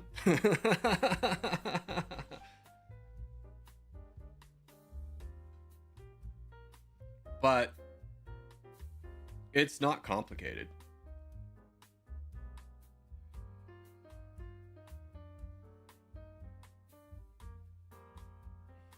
There's a lot of thought that goes into building your character in Elden Ring and knowing the map.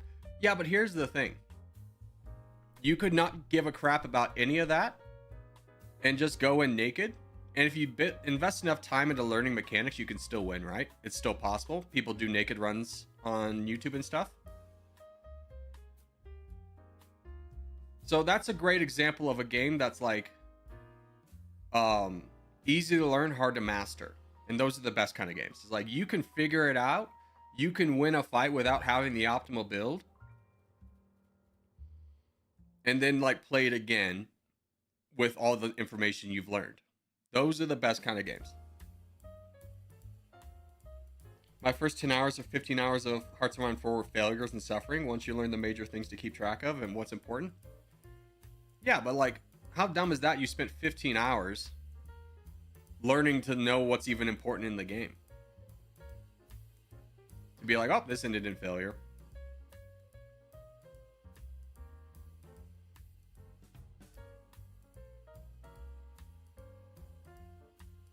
Like, I get that mentality. I played Diablo 2. And for those of you younglings who never played that, Diablo 2, you would invest hundreds of hours into your character, get up to level 70, and then realize the skills that this is before the internet, the age of where you could just look up a guide of what's the most OP build.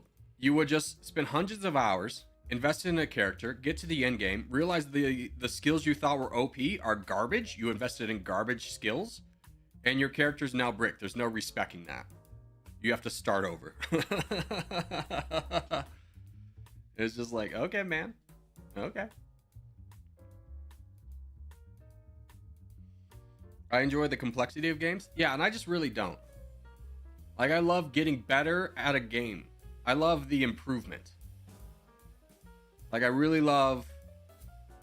Like, as much as Modern Warfare kind of sucks and Rainbow Siege kind of sucks, I really enjoyed the process of getting better and the small successes of getting better. Like Rainbow Six Siege, I'll never forget. There was one time on this. There's a thing called spawn peeking, where if you never played Rainbow Six Siege, basically the objective is one team is trying to infiltrate and disarm a bomb, and one team's trying to protect it inside like a building. There's a thing called spawn peeking where the inside team can rip open a window and shoot at your spawn, and if you spawn there, you could like get instantly shot. And like one of my first aha moments in Rainbow Six Siege was anticipating that, and before the guy could rip open the window, I just shot the window and killed him instantly. It was like, hell yeah. Best thing ever.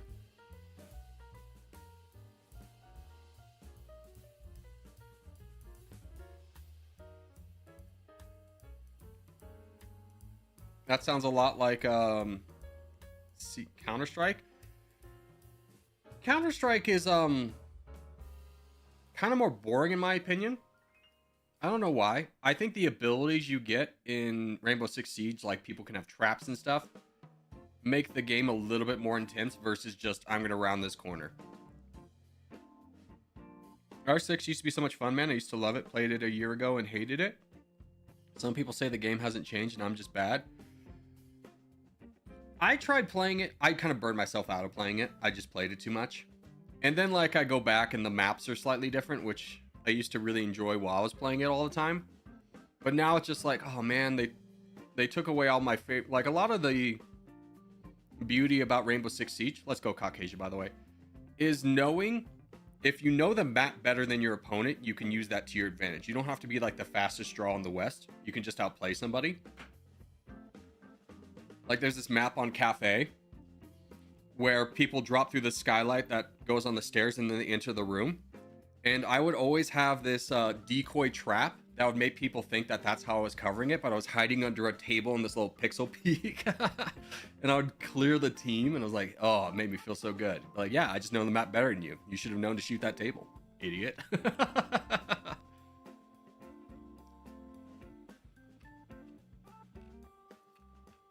Like nothing was better than finding a spot that people didn't know about or predicting what someone's gonna do.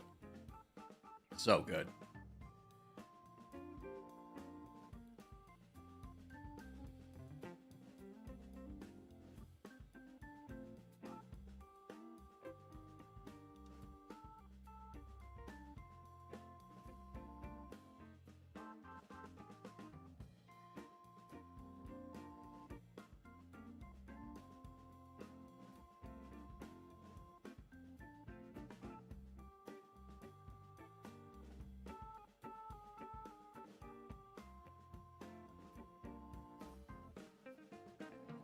To be fair, you can win Hearts of Iron 4 relatively easy without messing up too many templates.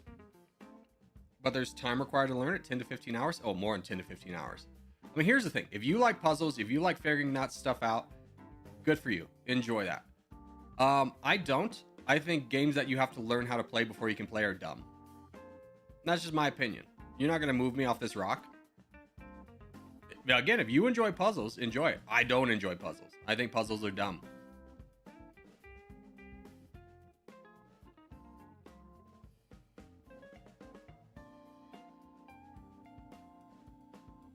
I don't enjoy hours of questioning what am I doing wrong and having to research it and be like, what am I doing wrong?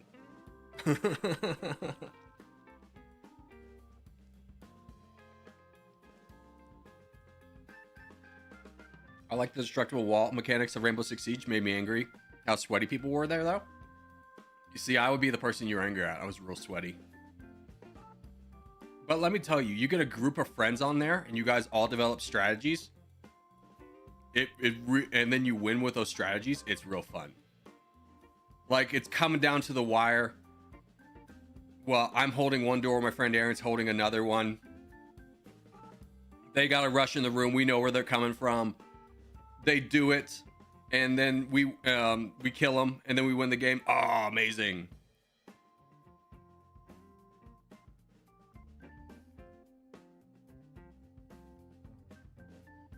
But there are really dumb moments where you just go, what the hell is even that?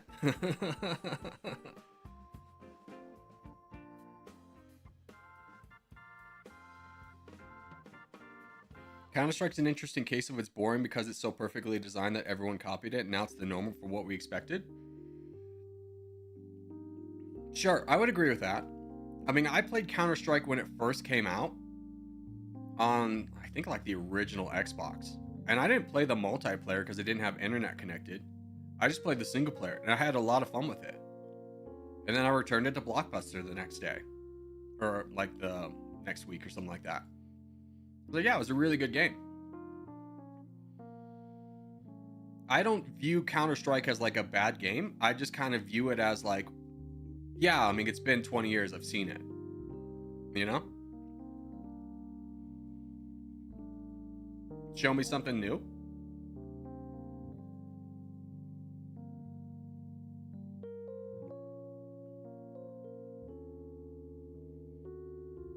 GG.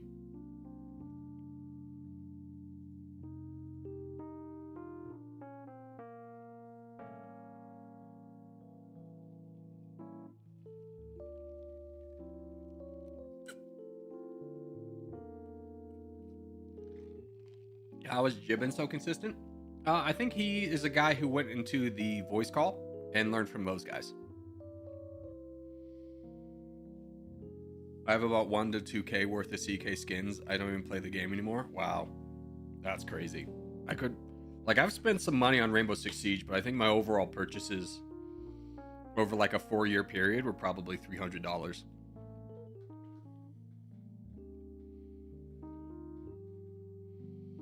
Who was your favorite Rainbow Six character? I was a Frost main, dude.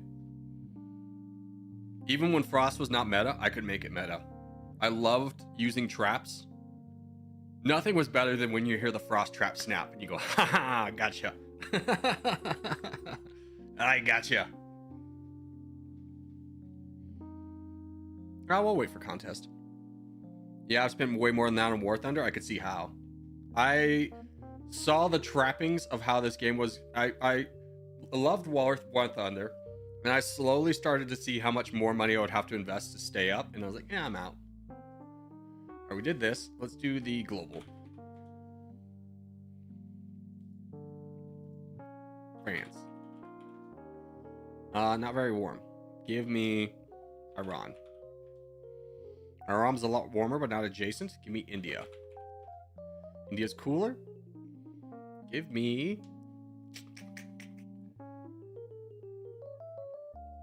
Russia. Will get rid of a lot of options. Okay, Russia's cooler, so we're something over here. How about Oman? Cooler.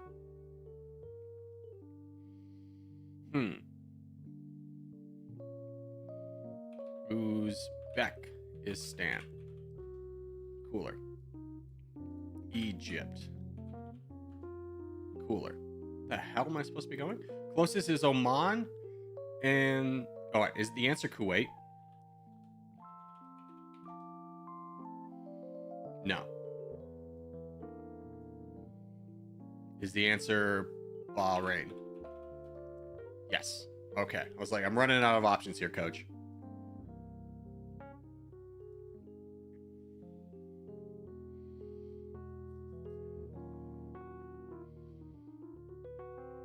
I like TAC FPS competitive shooters. I never got into Siege for some reason. Didn't want to learn all the spots. Yeah, I mean, that is a... There's no Rainbow Six Siege player out there who didn't start the game by hiding in a corner just to realize that corner was actually a door and getting killed. And go, oh, man.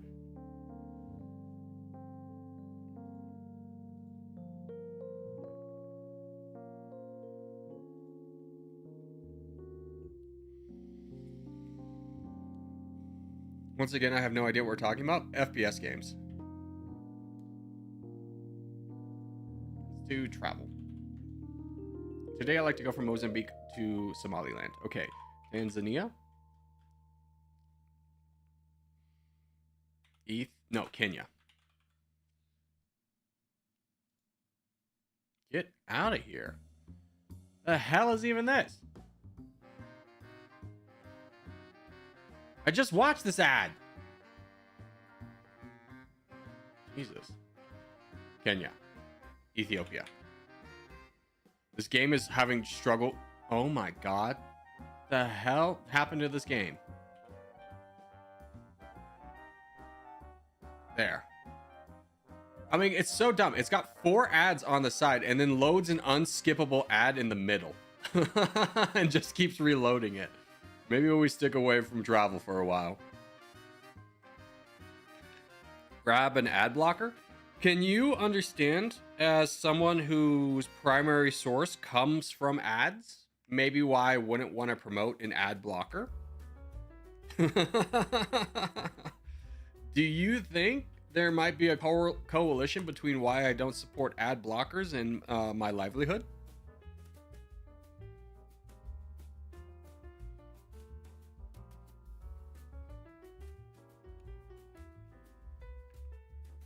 Like, ads are fine, but when there's like broken ads where you can't skip them, then I'm out. Or there's no, like, that ad was just glitched. It just kept loading in. You can choose which sites to block. No. What, am I supposed to take money out of those guys' pockets? They update that game every single day to have a new map. They spend a lot of time on that. Should they not reap the benefits of their hard work?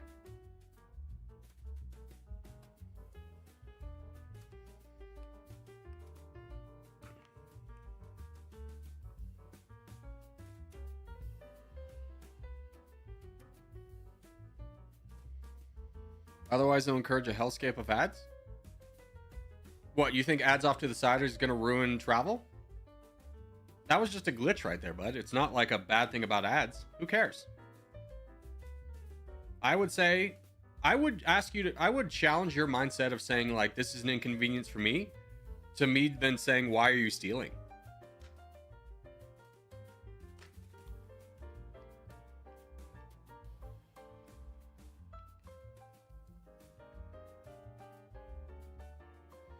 No one wants ads, but at the end of the day, it pays bills. Do you think YouTube would exist without ads? Think of how influential and crazy YouTube is. You have to have ads. Now, I say that for a free service. What really kind of grinds my gears is like Amazon being like, oh, you're paying for Amazon video? Okay, we're going to put ads in that. But like, I am already paying you. Why am I paying you more to have ads? Or like those new TVs that come out where you like you buy it and the TV before it starts up loads in ads. That's weird, right?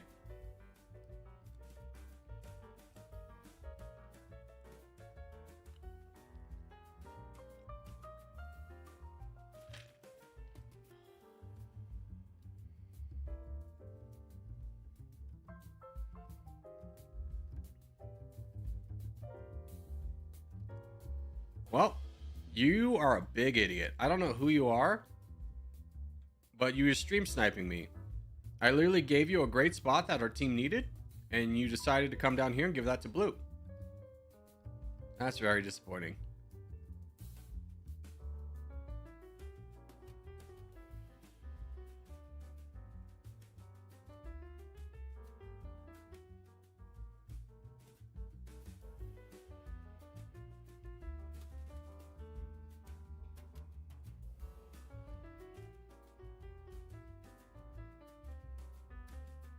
Thank goodness Corgi 0% was able to recover that a little bit.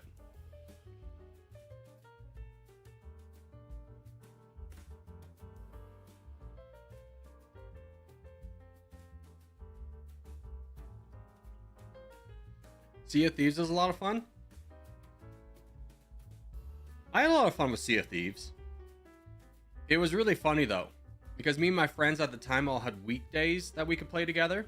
And we had a lot of fun. Then we tried to play weekends together, and it was just like overwhelming, the skill difference. Like, holy cow, man. What are we supposed to do here? We have given a lot of land away to the blue team. We really need to counter that.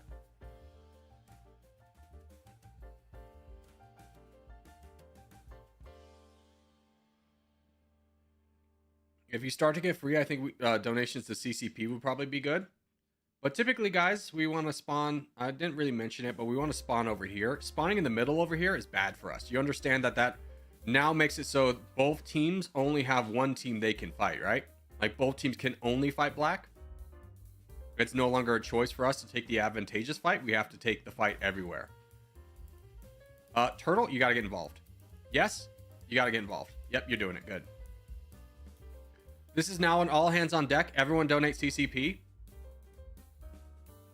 CCP, give me like a 30% attack. Everyone donate CCP. No matter what's going on, stop what you're doing and donate CCP. Unless you're fighting this guy, donate CCP.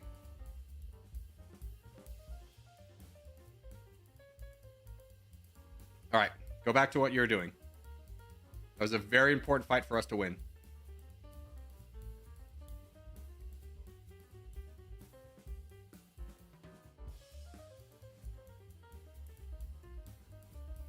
Turtle's better because he can't get attacked by the rest of blue.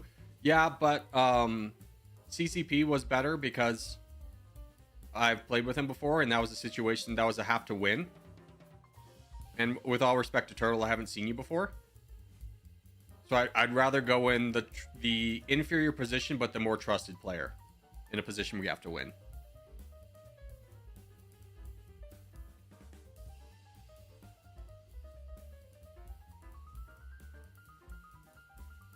Because in my mind, if we didn't support CCP in that moment, they would have just blitzed through him and then been fighting Turtle, and we'd be in the same situation.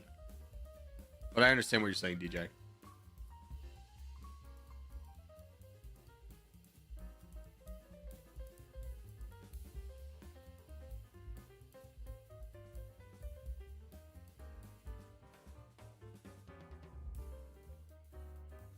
I was on the lane game start. Everyone's always by the lane? What are you talking about, Aziz?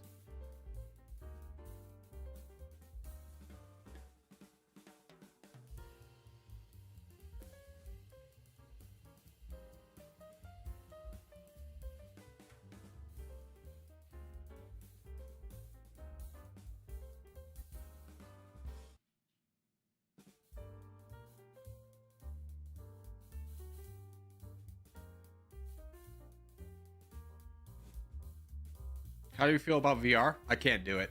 I get nauseous.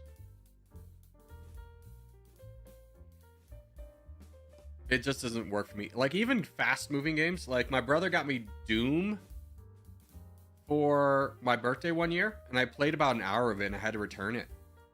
It's like, I was having fun, but honestly, like, the motion just got me. It's not even VR, but VR is much worse. My body can't handle VR. It thinks we're dying.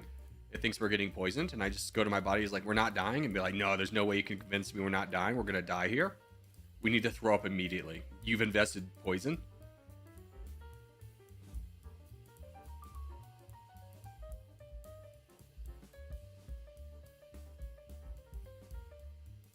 Dang, man, my buddies and I play the heck out of VR. Yeah, not for me.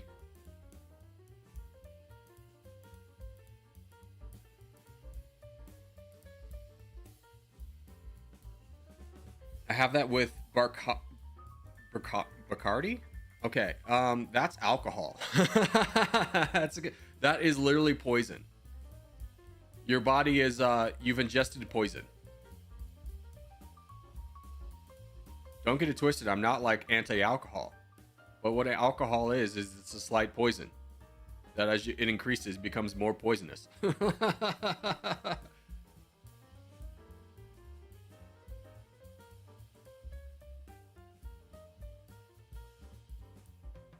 Fun poison though? Yeah, I mean, with limits for sure.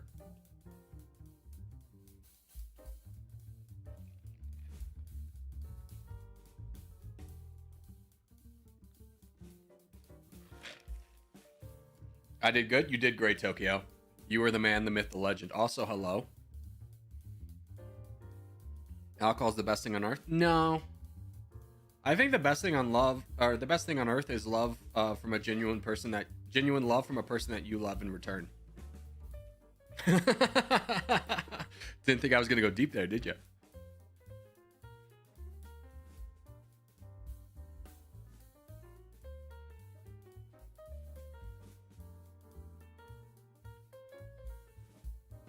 GG.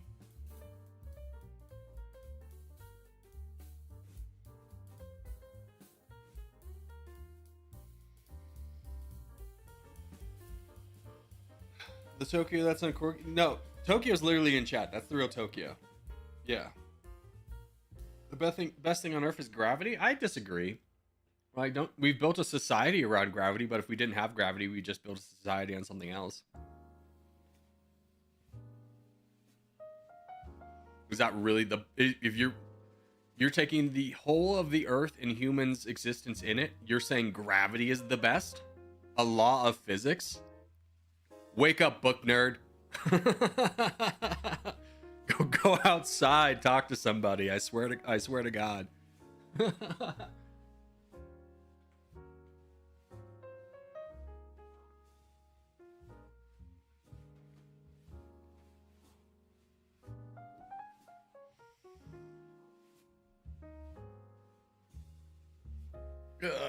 What do we want to do? We could do North America.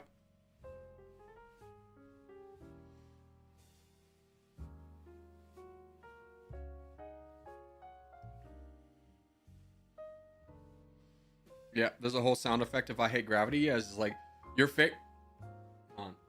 it's like your favorite thing about Earth is a rule. Your favorite thing about life is a rule, man. All right, that's cool. Do your best thing. Stream is 10 seconds behind. Yeah, we're having some issues with chat. I think it comes mostly from dual streaming, but I did go ahead and set the settings to be low latency instead of ultra low, so there is going to be a little bit more delay today than normal. I am German, so I love rules. That's fair. That makes sense. You like living in your box. I get it. Why go outside the box when the box has been built well?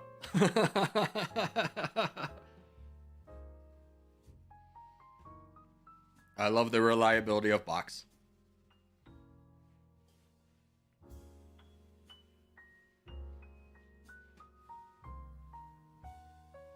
Rules are made to be broken, not for Germans. It's kind of like having a weighted blanket. Makes you feel comfy.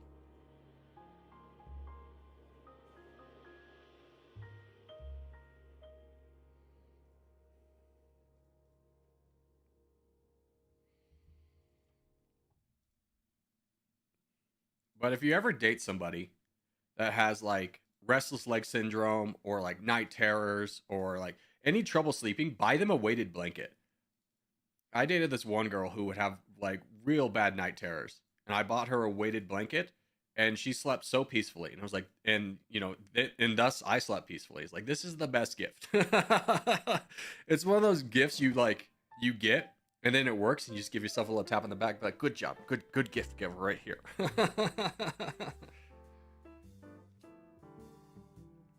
The Germans historically broke a lot of rules. Did they break rules, or did they invent rules that then they executed with bad things? I mean, I would argue that they never got away from the rule mentality. They just made new rules that just weren't like good. A blanket with weights? Yeah, it's just like a heavy blanket. It's not like 50 pounds on you, just can't breathe. It's just like a pound dispersed across your entire body. And it just puts a little bit of pressure on you. And it just, for people, especially with anxiety, it just kind of gives them a safe feeling. There's a psychological reason behind it. But it just kind of makes someone feel safe. Gravity blanket. Yeah, you got it. It's a gravity blanket.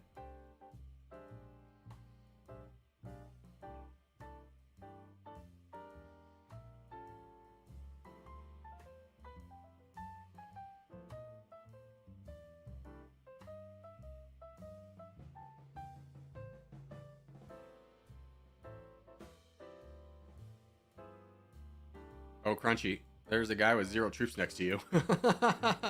Like, don't get it twisted. I love this, but like, you can just grab that free land. This is like nails on a chalkboard to me, is when there's like 0 troops and there's no attack. I'm like, come on, man. Just grab it.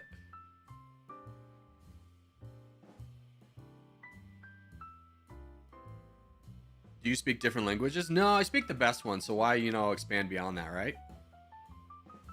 It's not because I have an capability as a person to learn a new language just by my best efforts.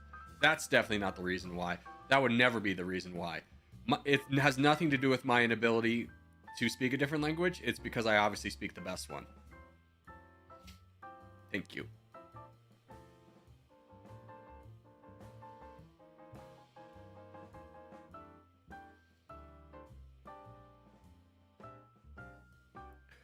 Weighted blankets anger me to an irrational level. Like, why would I want this uncomfy, bulky thing that gets in my way and ugh? Yeah, I mean, it is cumbersome if you don't need it for psychological reasons. It's kind of like dealing with the side effects of medication for a problem, but the medication is treating something that you don't have. Like, well, yeah, well, why would you deal with that? Why are you taking those pills, weirdo?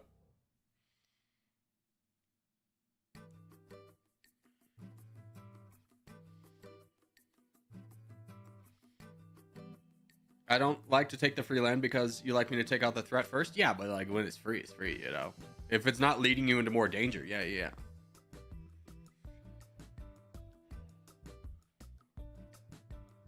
Like, don't get it twisted. A weighted blanket doesn't work for me either. It feels cumbersome and in the way. I don't like it. But I also don't have weird anxiety at night, so I'm good.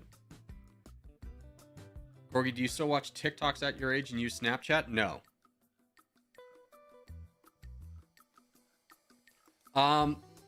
The only time I ever had Snapchat was in like 2012 when it first came out. And I had a girlfriend who would want to snap me all day, which was so annoying because literally the snaps were just like she's looking here, here's the phone is like below her, and it would just be like her like looking, a picture of her like the bottom of her chin with some like text message. I'm like, why are you just texting me? Like, why are we going through a cumbersome thing where I have to open an app to see your text message? TikToks? Not really. I watch YouTube Shorts a lot. I know YouTube Shorts and TikToks have a lot of crossover, but I also feel like the TikTok, you get a lot more, you're like real dumb crap pushed to you, where I think Shorts is, in my opinion, a little bit better for my taste.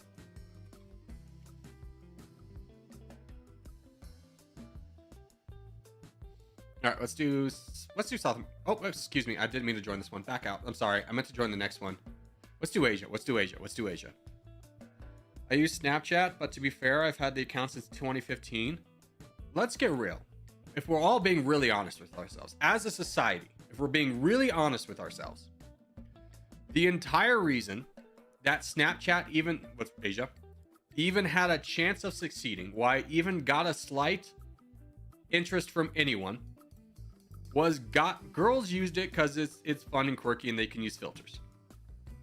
Guys used it primarily for the hopes that a girl would send them nudes.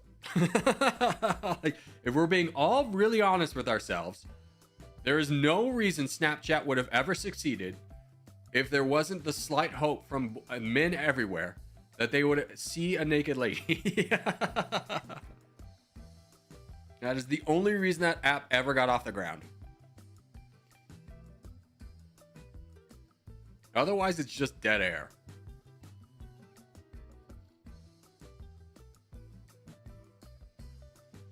That might be a very common motivator. Yeah, it turns out boobs is a very common motivator.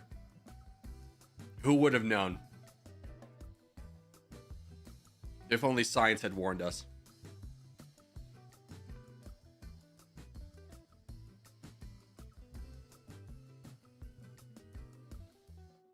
But I personally don't really enjoy social media. The only social medias I've ever had in my life have been created for me, with the exception of Facebook. But I feel bad for all you younglings who never got to experience Facebook, because Facebook used to be really cool. And when it stopped being cool was when and I kid you not, this is the exact moment, is when companies started saying, we will hire you, but before we do, we need you to open up your Facebook and we're going to take a look at it. And then from that point on, people will be very guarded about what they posted, and then they would leave for other social medias. Instagram also took off around that time, but I don't know if Instagram really would have if the Facebook kind of threat of being known wasn't there. And then as they left, it just became the old people who were reconnecting with their friends, which was great. But then it just became old people, and now it is like 12 ads and your Aunt Julie saying some absolutely whacked out crap. Facebook is so dumb. Cool as a stretch, it was okay. No, you just weren't old enough to experience original Facebook. If you don't think it was cool, you were not old enough to experience it. Let me rephrase it this way. If you didn't have a MySpace first, you did not live in the golden age of Facebook. You did not experience it. You were not old enough. Facebook was the bomb. There is no way for me to express how cool it was in a believable fashion for anyone who didn't experience it themselves.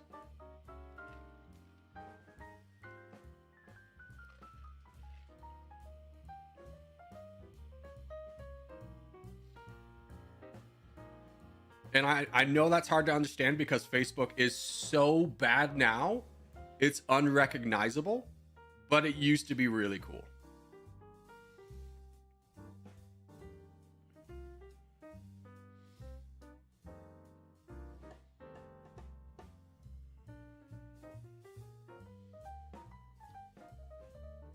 AI generated Facebook scams. Yeah, now it's like 12 ads, scams, and crap to see like one story, and it's usually from a person you don't care about anymore who's just real hyped to show that, to like post their pyramid scheme. It's just everything that could be bad is bad. It is hard to believe it's the same company.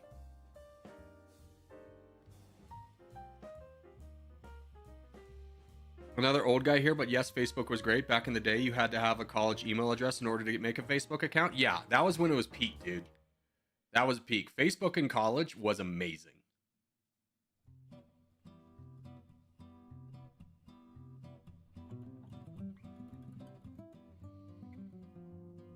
It was just like unfettered access to all your friends and like all the fun things they were doing or the funny things they would say. And it was just kind of like having a group text message with all your closest friends with for years, and it just became so awful. It's truly remarkable. Oh Lord, it's late midnight for me. No worries, Van Cadius. Have a good one, my friend. Was that the contest, or we just missed the contest by like 2 seconds? I work at Meta. Your company's garbage now. I hate to say it, WS. Facebook still prints money. I'm sure they do. I'm sure they do.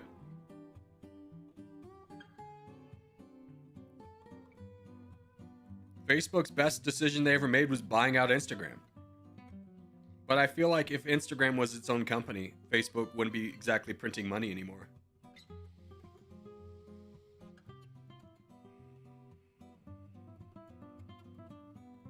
My company might be garbage, but my bank account is happy. Yeah, I fully support you in that mindset. Like, you don't need to take responsibility of a company. They pay you to do a job. The people I find the least interesting to talk to are those who define themselves by the work that they do. It's just like, if you don't have a hobby or something outside of work that you're proud of, I just don't find an interest in talking to you. Like, it's cool that your passion is work, but like, it just seems to me like you haven't experienced your true passion yet.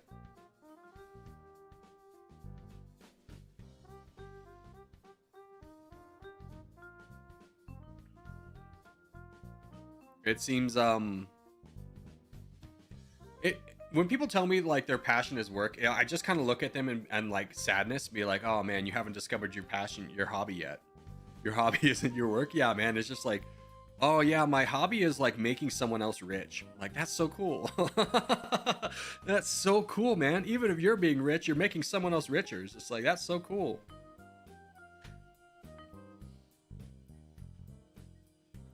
And not just like somewhat rich, like ridiculously rich. Like, I was listening to a Neil deGrasse Tyson thing, which, you know, have your opinions on him, but he was talking about this experience where he went on this really rich man's yacht, and which had staff, and he was talking to the staff, and he's like, oh, where do you live? And like, here. And he's like, oh, in New York City? He's like, no, on the boat. And he was just like, can you just like take a moment and break this concept apart, that a person is so rich that they can hire people to live on a boat for them to occasionally use to make that the boat that they own someone else's home for their like enjoyment. Like, it's kind of weird, right? Your hobby is playing Territorial and you're making YouTube owners rich? Yeah, but my hobby is not YouTube. Like, I enjoy YouTube, but it is not my hobby. I do it a lot, but just because you do something a lot doesn't make it a hobby.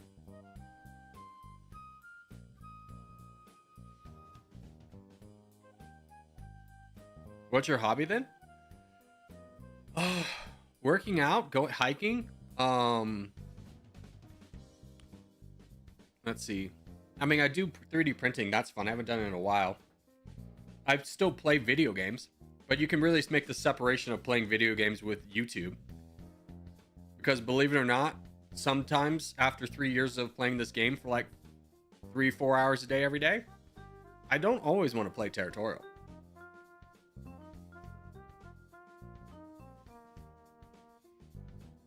We love hiking and 3D printing. Yeah, hiking's amazing.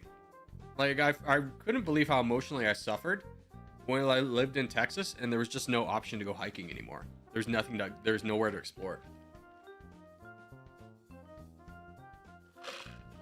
All right, let's do one more. We'll call it a day. Let's do Middle East.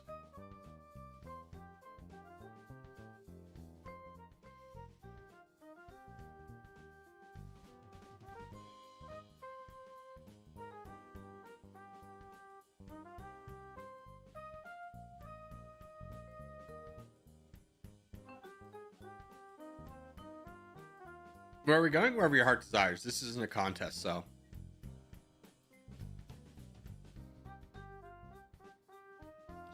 Clean these, though.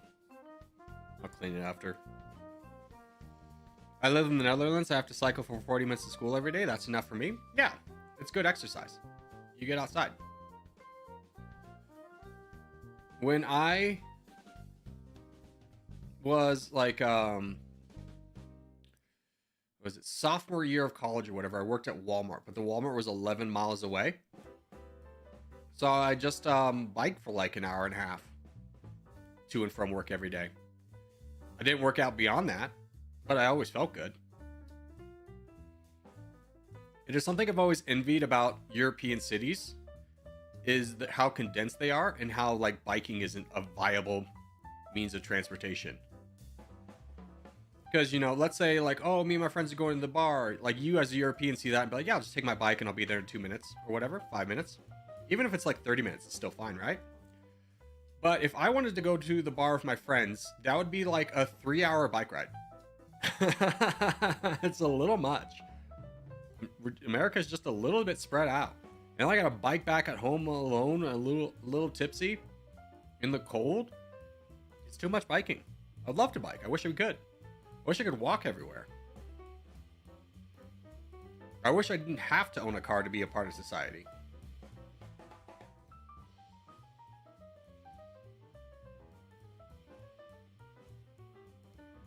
My brother lived in downtown Denver up until recently, and I was just so envious of the fact that he could like walk to the grocery store. Like, oh man, I wish I could do that.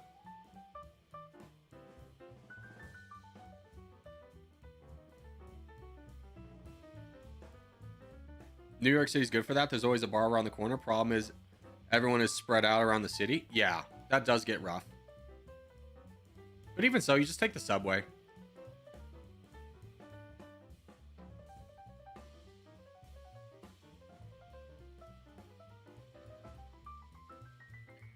My local Danish pub's 20 minutes walk from here, less than 5 on a bike. Yeah, that'd be amazing. I wish.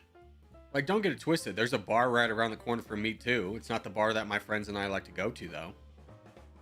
Like, when I first moved to Reno, I lived in Midtown. And Midtown's where, like, the hip people are and all the fun bars are. And we would just walk everywhere. It was great.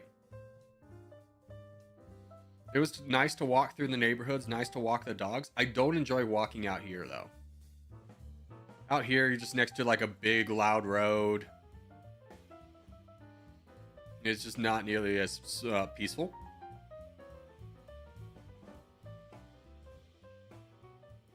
Cycling to school for 40 minutes through farms was also my high school experience. Yeah, that'd be nice. I mean, when I was in high school, middle school, before I got a car, I didn't realize how far I walked at the time, but I was walking like 10 miles a day, like 5 miles to and from.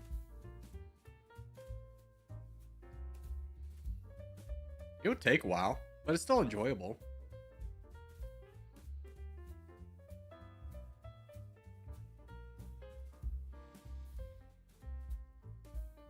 I wish there were bars in walking distance. It's a solid 30 minutes to drive to get to one, especially where I'm located. Yeah. And that's always the worst. Like, driving can be fun when you're like exploring something, but when it becomes an obligation, it's awful. You can make it fun by like listening to music or podcasts or something, but it's something when you're forced to have to do it, it no longer becomes enjoyable. America is huge. Yeah. And it's something that I feel like a lot of Europeans I've talked to don't grasp the scale of America. They just think we're like weirdly greedy and like, oh, everyone needs land. It's like, well, look at how much land we have. Like, let's get it straight. If the Netherlands was bigger, y'all wouldn't be living in little like 10 foot by 10 foot houses. GG. You would spread out too. It's a very natural thing to want to spread out. Thanks for the games. Hey, thanks for being here, Yorn. Appreciate having you. I finally got crown. Good job, Pack. Proud of you. Have you heard about the Danish wanting to buy California? They don't want to buy California. They're just posturing. So if the U.S. is massive, why does Trump want more land? Power. All-consuming power is all corrupting, I would say. We don't want Greenland because we need more land to expand. We want Greenland for its minerals. There's no strategic defense. We already have a base there. We just want the mineral rights. So we can make more money.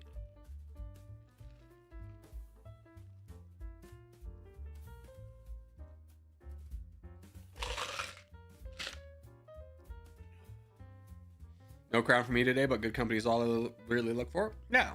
Well, I'm glad you were able to hang out with us a little bit, Vancadius. Hopefully you get home soon. But for now, boys, thanks guys for being here. I had fun. Hope you had a lot of fun. And I'll see everybody tomorrow.